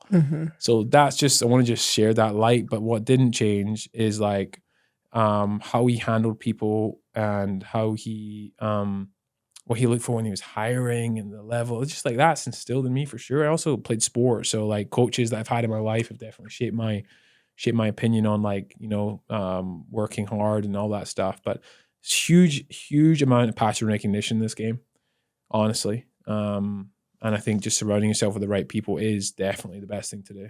Have you gamified business? Do you feel like you look at it as a game? Totally. Mm-hmm. What are some of those key things that you've noticed? Like, what are some of those patterns that you can instill to someone listening to this? Depends on the business, honestly. Okay. Within my category, there's definitely patterns, and they're evolving over time as like consumers' habits change for sure. So I might not be able to give like key specific points, but I have gamified it. Everything, I'm playing the game. Like I'm fully aware of it, and I'll play the game as long as I need to play the game until I don't need to play the game. Do you think you would be able to do that? Like, do you think not play the game? Yeah, with your brain, do you feel like you'd be able to not play the game and just get out and be like, no?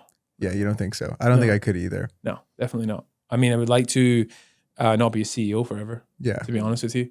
I mean, I enjoy the brand side. Like chief brand officer would be amazing. Right now, we're just not there yet, And I take a lot. Like even George, for example, we've talked about him a lot, but like CEO founder for 15 years or 14 years. And then he builds a team, and now he's, creative director, because that's what he does. He's like in the fabrics and the design, the photography and art direction and creative direction. Like, does he want to build the P&L? No. So like, I think a great founder knows what rooms they don't need to, what tables they don't need to be in all the time. And then they put a person in that position who can execute on that. And I think for me, I would love to continue to be building businesses in consumer space. I don't think there's anything more inspirational when you see someone use your product, or there's a feedback that is positive on your product. Like it hits every time. I could land a massive store today. Doesn't really get me hard. When I see a customer being like, this helped me with my marathon, bro, I'm bugging, yes, go. Because I know like, it's just like, I don't know. It just like hits different for me. But running the day-to-day business, honestly, I think this is my last time. It's funny. We say that about the pod. Like we'll get messages online, and it's fucking awesome anytime you get a message. If you get someone who's like, yo, that was a sick episode, or like, I'm actually listening, it hits different. You see them in person? If you meet someone like, I love your pod, I'm like, holy shit, you're real, man. Yeah. This isn't just like a comment online. And it's kind of hard to, it's like you see the numbers online, and it's cool because like they're going up, and maybe you hit different milestones and stuff, but it can be hard to like internalize it of like, well, that's kind of a lot of people watching every episode or every week, every month. But yeah, sometimes it can hit different if it's in person or if it's like a close buddy. Makes my whole fucking day if I meet someone in 100%. person. It's the craziest thing. I'm sure seeing it out in public, you're like, yo. Yeah, it's crazy. I was like in Brooklyn a couple of weeks ago with my wife, and we're like pushing, and my daughter, for whatever reason, she like now, like, because we have like the fridges in the house and the Cadence fridges. She's like, Cadence. She's only nearly 2. She didn't really speak. It's her first words. But bro, I swear to God, there was a guy with a water bottle like in the line for coffee, and she's like, Cadence. And I'm like, what are you and I was like, no way, that's crazy. It was like a really cool moment, like right outside, like where Did you go up to him? Did she know? She was like in my arms. Oh, but, okay. Yeah. She like goes and taps him. Yeah, it's kind of cool. So I don't know how. I mean, it must be like the logo, like the white space. I mean, it was also like this far away, but that's so cool. And then we just see it all the time, like upstate New York. There's like my friend was sending me a picture of like, you're upstate New York, 3 hours in Hudson, and the barista has a Cadence water bottle, and I'm like, wow, that's kind of crazy to me, But we do have a mission, and I think the goal for the company is to be as ubiquitous as a Red Bull can. I like it. Want that. If you were able to talk to a founder, or if a founder is listening to this and, they're doing $1 million, maybe a few $1 million a year, what are like those mindset shifts a founder needs to have to be able to scale 10 million plus? Mindset shift. I think to go back to the very first question, I think it's really important to identify the 3 to 6 things that are company changing. You don't need to get every decision right. Heck, if you get 50%, you're probably on there's probably a good odds. 3 to 6 things that are going to fundamentally change the outcome of the business from a size of the prize perspective. And that's all you should hone in on, because like 1 to 10 million is kind of this gray zone of like, you've really not made it out yet. Even 10 million, you've really not made it out yet, But like the things that you deal with every day as a founder, because your team at like $1 to $2 million is probably 1 to 3 people. It's probably not more than that, I don't imagine. So you're doing everything, and you can't really get out of the weeds. You're dealing with the lawyers on the IP contract manufacturing agreement. You're dealing with the co-man, and you're not an expert on product or liquid, but you're doing that too. And you're probably doing the social media, and you've heard about this paid ad thing. So you got to do that too. And you can't afford to hire the agency that everyone's talking about. So you're like, oh shit, and I should be on Amazon too. Or, fuck, let me buy an Amazon agency. So you're doing all this stuff. But like my advice is like, create measurable outcomes for all these things. If I do this right, it's going to be worth this. It's going to take up this much time, and it can be done in this amount of time. And identify those 3 things, probably channel strategy, product, etc., and take away the bottom 70%. And just be like, we'll do that, because they're not going to be as impactful to the company, and focus on those 1, 2, 3 things. Get those right, and you'll get to the next stage. And at the next stage, you can hire people, you can raise money, and you'll get those other 70% of things that are rounding errors to the business if you get the 1, 2, 3 right. I think that's the biggest thing a founder can do. Last one. What were those top 3 for Cadence? What were the top 3 in your opinion? For us, it's distribution, it's stores, which ones we're focused on, which ones we're not, and innovation. So we've kind of halted innovation as a company because we've got quite horizontally ambitious about the portfolio of ready to drink, ready to mix, and other. And we have the balance sheet to launch 15 new flavors. Honestly, we could launch 20 new flavors. We could do it. And I know they'd be successful, but we said, okay, stop. What's the most important thing for the company? Let's get each one of these SKUs to 100 million until we launch another flavor. And until we get there, we haven't unlocked the ability to do X. And we probably will before, but as a general purpose, I'm saying that needs to be in, I need 2 to 5% of America to have tried that can before I launch orange soda. That's basically my thesis. I love it. This has been such a fun episode. Ladies and gentlemen, this has been episode 183 with Ross McKay. If you're still here, please hit the subscribe button, drop us a comment, leave us a like, and we'll see you guys all next week. Peace. PPD. Some people say they just come for this part. That's what a lot of people are saying. Yeah. So speed. Gotta be fast. Gotta be fast. 3.840. That's quick. Yeah, that's what Ross is running at. Yeah, I mean, he's making 5 decisions in the car before we hit record. He made it through decisions sitting on the couch right there. He's like, we're going to pause the pod. Yeah. Got to make this call. He didn't do that, but he could have. Could have if he wanted to. I would have respected it. I would have been like, okay, game is game. What are we making a decision on? Can we help make a decision? What do you need help with? Yeah. Where can we take this? Yeah, you know what? Actually, we had some thoughts, Ross. After talking to you, we had some thoughts about Cadence. I will say, and I feel like I say this after a ton of our episodes, but this truly was one of my favorites. It was great. It was a masterclass in building a very successful CPG brand. I mean, he's exited before from Daring. So it was so interesting to hear like what he's taking into this new venture. This is something that him and George Heaton co-founded. Yeah. And just to see all of the decisions that go into sipping the liquid that was on the table. And it was really good. Very good. Very good. I loved the flavor that I spilled all over myself. Yeah. It was fantastic. A lot of spillage this episode. We had a lot of spillage going on. Yeah. Low scores in the corner. Dude. Ross thought it was going to be easy.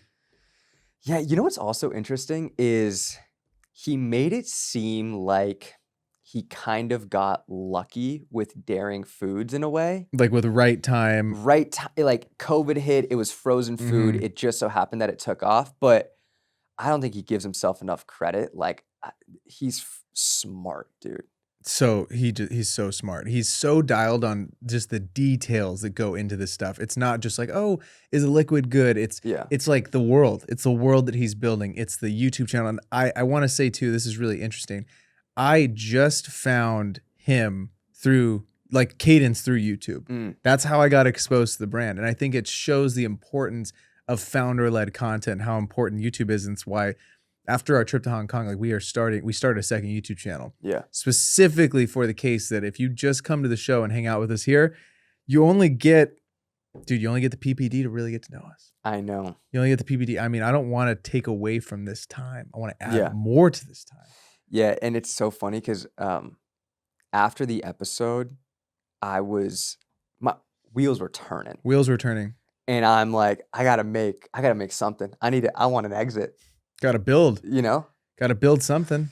So we've been plotting, dude. But just know, dude, whether it's the thing that me and Braden are gonna do together that we're super excited about, we're not ready to talk about it yet. But I also have some ideas. I know you want to get into beverage. I kind of came up with an idea for a beverage myself, but after hearing like Christian Guzman and him talk about like how hard it is and how much time and effort you actually have to put into a beverage brand. It's got to be your thing. It's got to be like that has got to be the thing. What I also thought was really interesting that Ross talked about was it's like you're solving a problem that you have. Yes. It's like a lot of the start of an entrepreneur's journey is looking at your life and thinking about like what are the super annoying problems you want to solve, right? Whether looking at the lights that are in this room, I'm assuming the founders of these lights were like, I think we can make a better light that does X, Y, and Z. I think that I can make a better beverage that tastes better, is more functional, has better ingredients in it, whatever, more caffeine, whatever the heck the thing may be.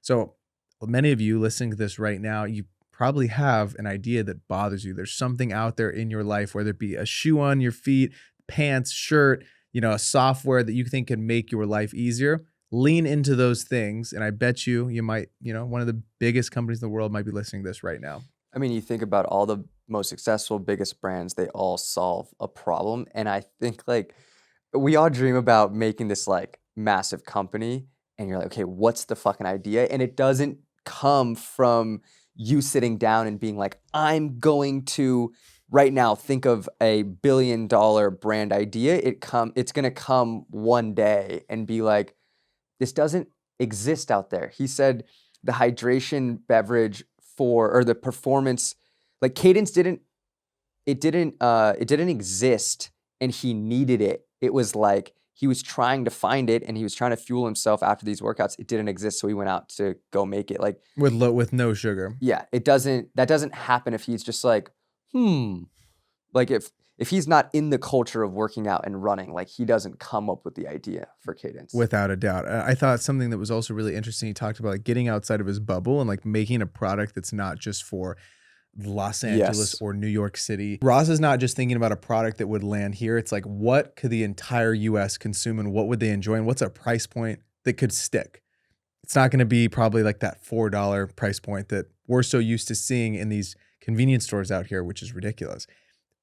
We got to make them $2 again. Everything should be $2. Every drink. You go to the Alfred's that we live right down the street from, $7 for a medium iced coffee, $6 if you don't choose to do the cold foam. And I've almost just kind of gotten used to that. And what's messed up about that is now I'm like, man, $5 for an iced coffee sounds pretty good. But like, I specifically remember, bro, a time when Starbucks was $2.75 for a medium cold or grande cold brew, ice cold brew.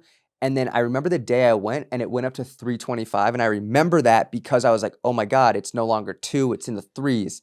I'm like, man, things are getting expensive.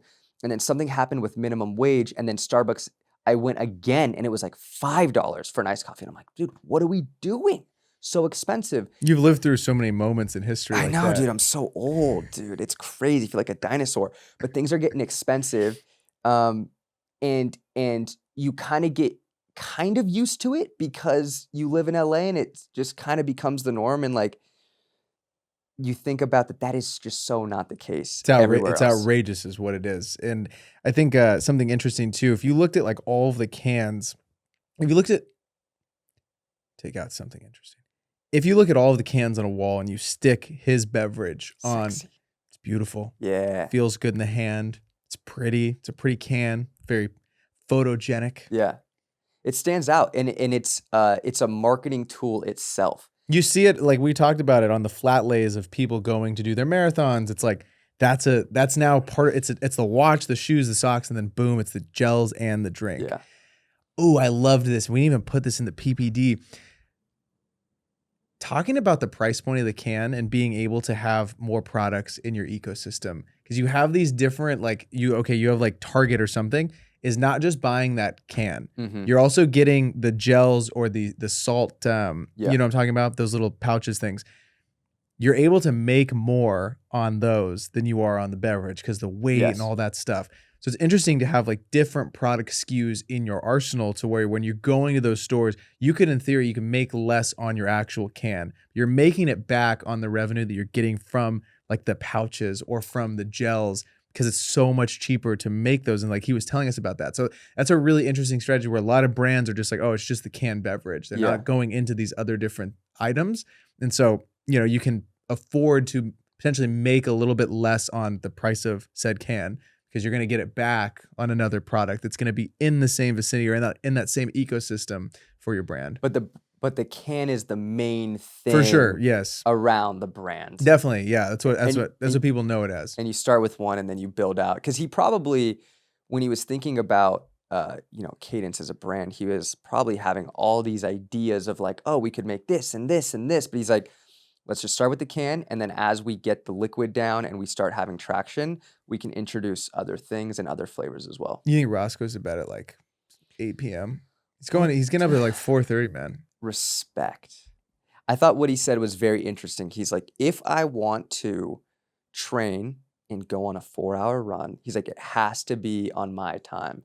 He's like, I'm not going to impact. Like, I want to spend time with my daughter. I want to be present. And there's things that I need to do for my business and also for my family that if I want to be selfish and have me time, I'm just going to have to wake up a little bit earlier. And I honestly respect it. And it just kind of scares me because I'm like, I'm not a 4 a.m. kind of guy, but like, do I have to become that when, we eventually start having kids? Oh my God. It's not kind of scary. The thought of 4 a.m. makes me want to like bash my head against a wall. Getting up at 4 a.m. So what time my dad gets up, dude? I don't even know what you guys. Same. What do you do at 4 a.m.? What's up with our dads getting up at 4 a.m.? Dude, my dad doesn't even wake up with an alarm. It's just like they levitate at 4 a.m., bro. Yeah. Anyone over the age of 60, these dads just they just come to life at 4 a.m. It's like Dracula. They just pop up out of bed. It's the crazy shit. Maybe that's what it is. Maybe you become a dad and you're like, okay, you're already getting trained for it. You have no sleep for that first little period of time. Yeah. Just lock in. Back to the can and how it looks. There's a detergent that we started buying. Oh. And it looks completely different. I forget the freaking name of it. We're not plugging them for free. No, definitely not. But then I was thinking about, so like their whole marketing thing is that it's not toxic, whatever. Yeah. But it looks real sexy and it looks like something that I would take a photo of and post it on my story. It's like an aluminum can, solid matte color. It looks really sexy. And that's like another example of there's so many brands out there and so many industries that just haven't been disrupted and they all look the exact same. Oh yeah. If you like healthify it and then you make it look fancy and sexy, I feel like both of those are just, it's like a recipe for success, which is exactly what Ross did with Cadence. What is the brand? This is what I'm trying to look up of the hand sanitizer. Aesop? No. It's like touch free or something. Touchland.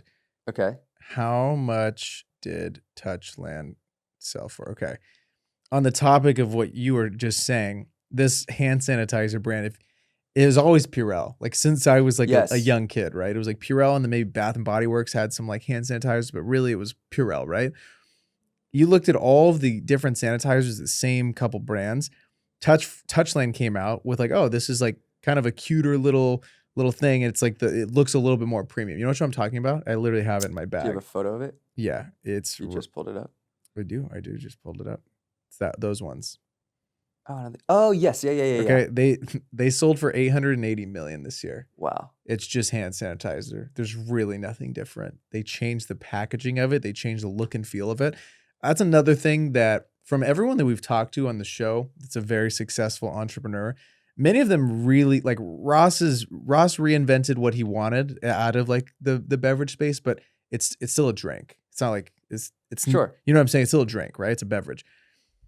Many of the really massive companies that we see aren't like magical ideas that no one's ever thought of before. Yeah. It's like a little twist on something that already exists and making it more either for them. Like that's a cooler looking hand sanitizer. It's still hand sanitizer. It still does the same thing that all the other brands are still doing. Maybe it smells a little bit different. Like you don't have to reinvent the wheel to go make something great is where I was going with that.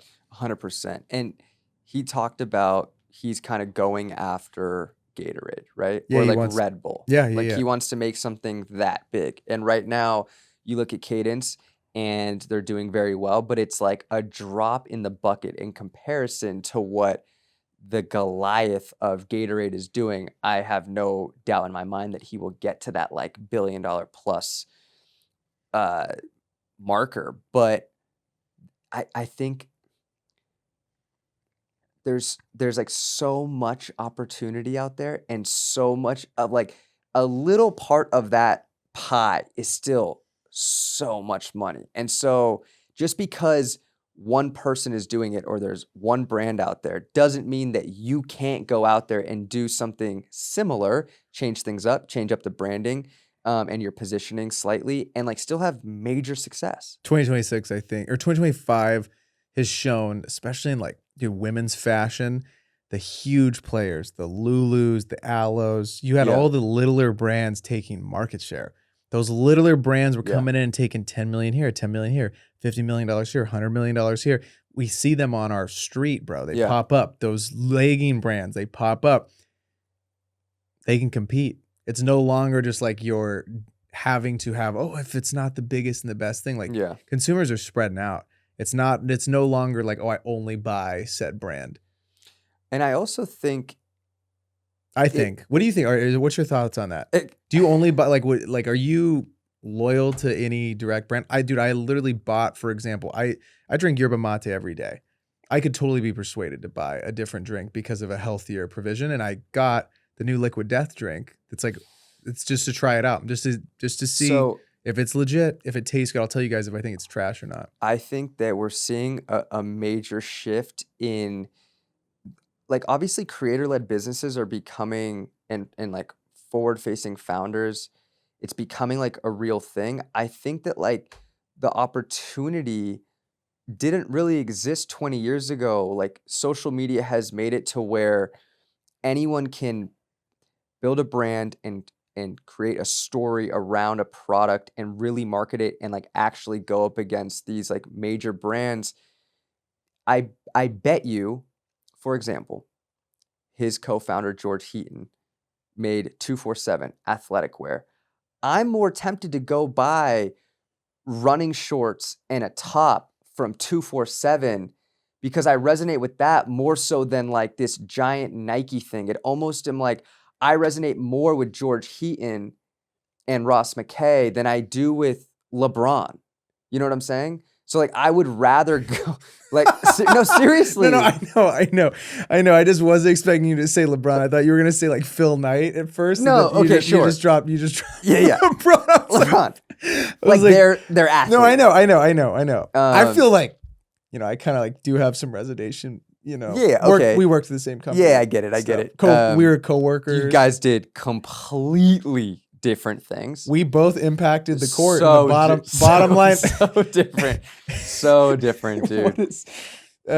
Stakeholder value, man. We were bringing that to the table. Yeah. Him a little bit more than you. What I'm saying though is I don't think that happened before. No, because of social media, that's a thing.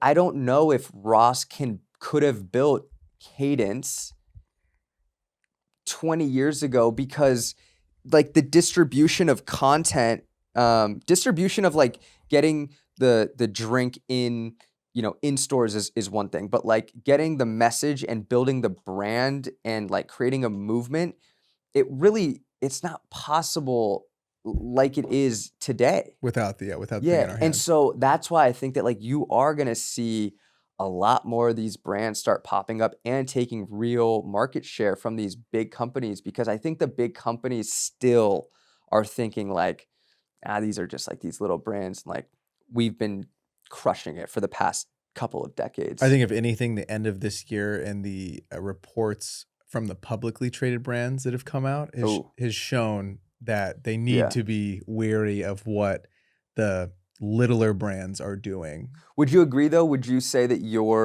I literally went and brought Represent for the first time ever because I enjoy his vlogs. Yeah. Not because of any other reason. I didn't see it. I personally really haven't seen many people buy Represent. You're the first person, honestly, that I ever saw wear it. Yeah, because you put me on. You're in front of culture. That's literally. I'm in front of culture. I was thinking about the only thing you might have been in front of me on, and it might have just been that. I set trends. You did also. I'm a trendsetter. You also put me on to Kith. Yeah, Okay. Keep going. What else? I think those are the only two things. Oh, dude, but those are life-changing things. Think about how different your life is since I came into it. You told me my hat's a little dirty, so I'm gonna have to I'll have to retire. You guys seen Fig's brown hat? It used to be black. But yeah, man. It's very interesting though, and it's so crazy because I have one Represent hoodie and I want another one, and it's this sick cobalt blue color, and I was wearing it earlier today, and I realized that when I had it on. It's so silly, but I'm I put it on, I'm kind of feeling like George Clooney, Seriously. I'm dude, am I ripped? Am I ripped? Am I swaggy? I'm in my Jeep, but it's looking like a Range Rover. No, it could be. That's what I was going to say. You just transform. That's so funny. Different than when I'm wearing my blank heather gray Abercrombie hoodie. It's a little different. It's a little different. Dude, it's not as sick. It's a power of founder-led content. Dude, come on. Come on, dude. Come on. Hope you guys have really been enjoying can you figure that out? Brother, it's on Do Not Disturb. It's obviously not. My fiance just comes through. It's obviously regardless. Not. Oh, I see. Okay. The PBDs have been so fun, and want to shout all of you out who have been commenting on all of the pods, because it's so, oh my God, it makes our day. Makes our day to see the comments. You guys are so kind with just supporting us and sharing this with your buddies. Just know that none of it's possible without you guys helping us out and doing this whole thing with us. Or if you're a Spotify only listener, know we like you a little bit less, but we'd really appreciate a review. I mean, we don't make a cent off Spotify. Just know that we love you a little bit less, and it's all good. We love you, still love you, just a little bit less than the YouTube squad, but really appreciate a review. How is our Hong Kong vlog coming? Oh my God, it's so sick. Are you past just the intro at all? Yeah, I didn't actually go in and cut it. I've went through. It's a little bit of an interesting process. I went into all the clips and just chop the heads and the tails off. So it's okay, that's what I'm going to use. And going in, I'm probably a quarter of the way through all of those clips. It's a lot of footage, but it's so fun. You guys, the first 15 seconds, it's going to get you fired up. Oh, dude. God, it's gonna get you fired up. I got really fired up. Did you get goosebumps when you saw where you're this is it? Was that kind of in your head what was going on? I was kind of we're himmy. We're there. Yeah, we're there. The first vlog ever is how long I've wanted to be a YouTuber. I know, this is our big break. This is our big break. The first vlog ever is this is our big break. Is going with Daniel Dalen to China to visit factories, and it was such a fun experience. And that's gonna be our first vlog. And the second one, we think will be just the overall Hong Kong trip as a whole. Each of those vlogs, though, are not going to be just oh, hey, look what we're doing. We're going to try to make them very value packed. So every week we'll have a theme, potentially, maybe call some rocks in on the show to help us, with answering questions and whatnot. You should send me a one-handed crack that's not embarrassing on Instagram that I can rate at the I like that. at the very end. It's going to go in every single vlog. I feel like it should go kind of like at the beginning. Okay. You're Or somewhere in the middle. shaking Oh, it. you wanted to go at the end? No, you're just shaking We it can up. go at the end. It's just fine. Oh, also, thank you very much to everybody that bought Oh, the personal brand. the Profitable Personal Brand Playbook. I forgot the name of it. Profitable Personal Brand Playbook. Try saying that 10 times fast. We appreciate you guys. That was epic. That directly goes and helps us like go travel and whatnot. So if you're thinking about copping it, it's down in the description. If you DM me and you're from YouTube only, not the Spotify group, I'll give you $10 off. Oh, hell yeah. If you DM, you got to be subscribed though on YouTube. It's not doing that. Send a screenshot of the subscribe and then say, Fig, I'd like $10 off. Not for the Spotify folks. No. Can't do it. Can't do it. Can't do it. That's where I draw the line. Yeah. Yeah, this has been so fun. What else is going on? Is there anything else we have to update them on? Holidays are coming. Holidays are coming. Did a little Trying to stay consistent with the pod as we go into the holidays because we got a lot of travel coming up. But we have some very exciting stuff that we will talk about in a few episodes because 2026 is going to be epic and we have some really fun things coming and I'm stoked. Let's go. Let's keep it rolling. Oh, okay. Also, if anyone's an audio engineer in the group, okay, we got to tell you guys about this. Is actually insane. So this is our beautiful set, right? We finished the set. Looks amazing. The other day we come here to record. Put the headphones on. Sounds horrible. Literally horrendous, like a little baby squirrel. Don't do it anymore. That's what it sounded like. That's what it sounded like. It was horrendous. We couldn't record. We're like, what the heck is going on? We moved the mic closer to the wall, and then we're like, it gets worse close to the wall. We walk outside. Of course, the breaker to the whole entire home is on the back of this wall, which is so epic for us. Then we come back today. Nothing changed. Nothing in the home changed. Like AC wasn't on. Like that wasn't on. And now it sounds perfectly fine. Why is that a thing? I don't know. We think we might have to order this special paint called EMF. We paint. bought it. It's like $300. Okay, so we did buy it, and we're thinking we're gonna have to take down these wood panels, paint the wall, and then use a grounding kit, whatever the F that is. Get an electrician. Ground it. Send all that frequency down to the ground. And then put the boards back up. But yeah, we just got very lucky that it didn't happen when we had a guest. But when I tell you that we were over here for, I think, 6.5 hours trying to record something, and it was one of the most miserable, frustrating days of my entire life because we were like, I just want to record. We don't understand what's wrong. And then we figured out that it was wrong. And then we recorded and it sounded terrible in our headphones, but it didn't sound nearly as bad on the actual recording. It was so confusing.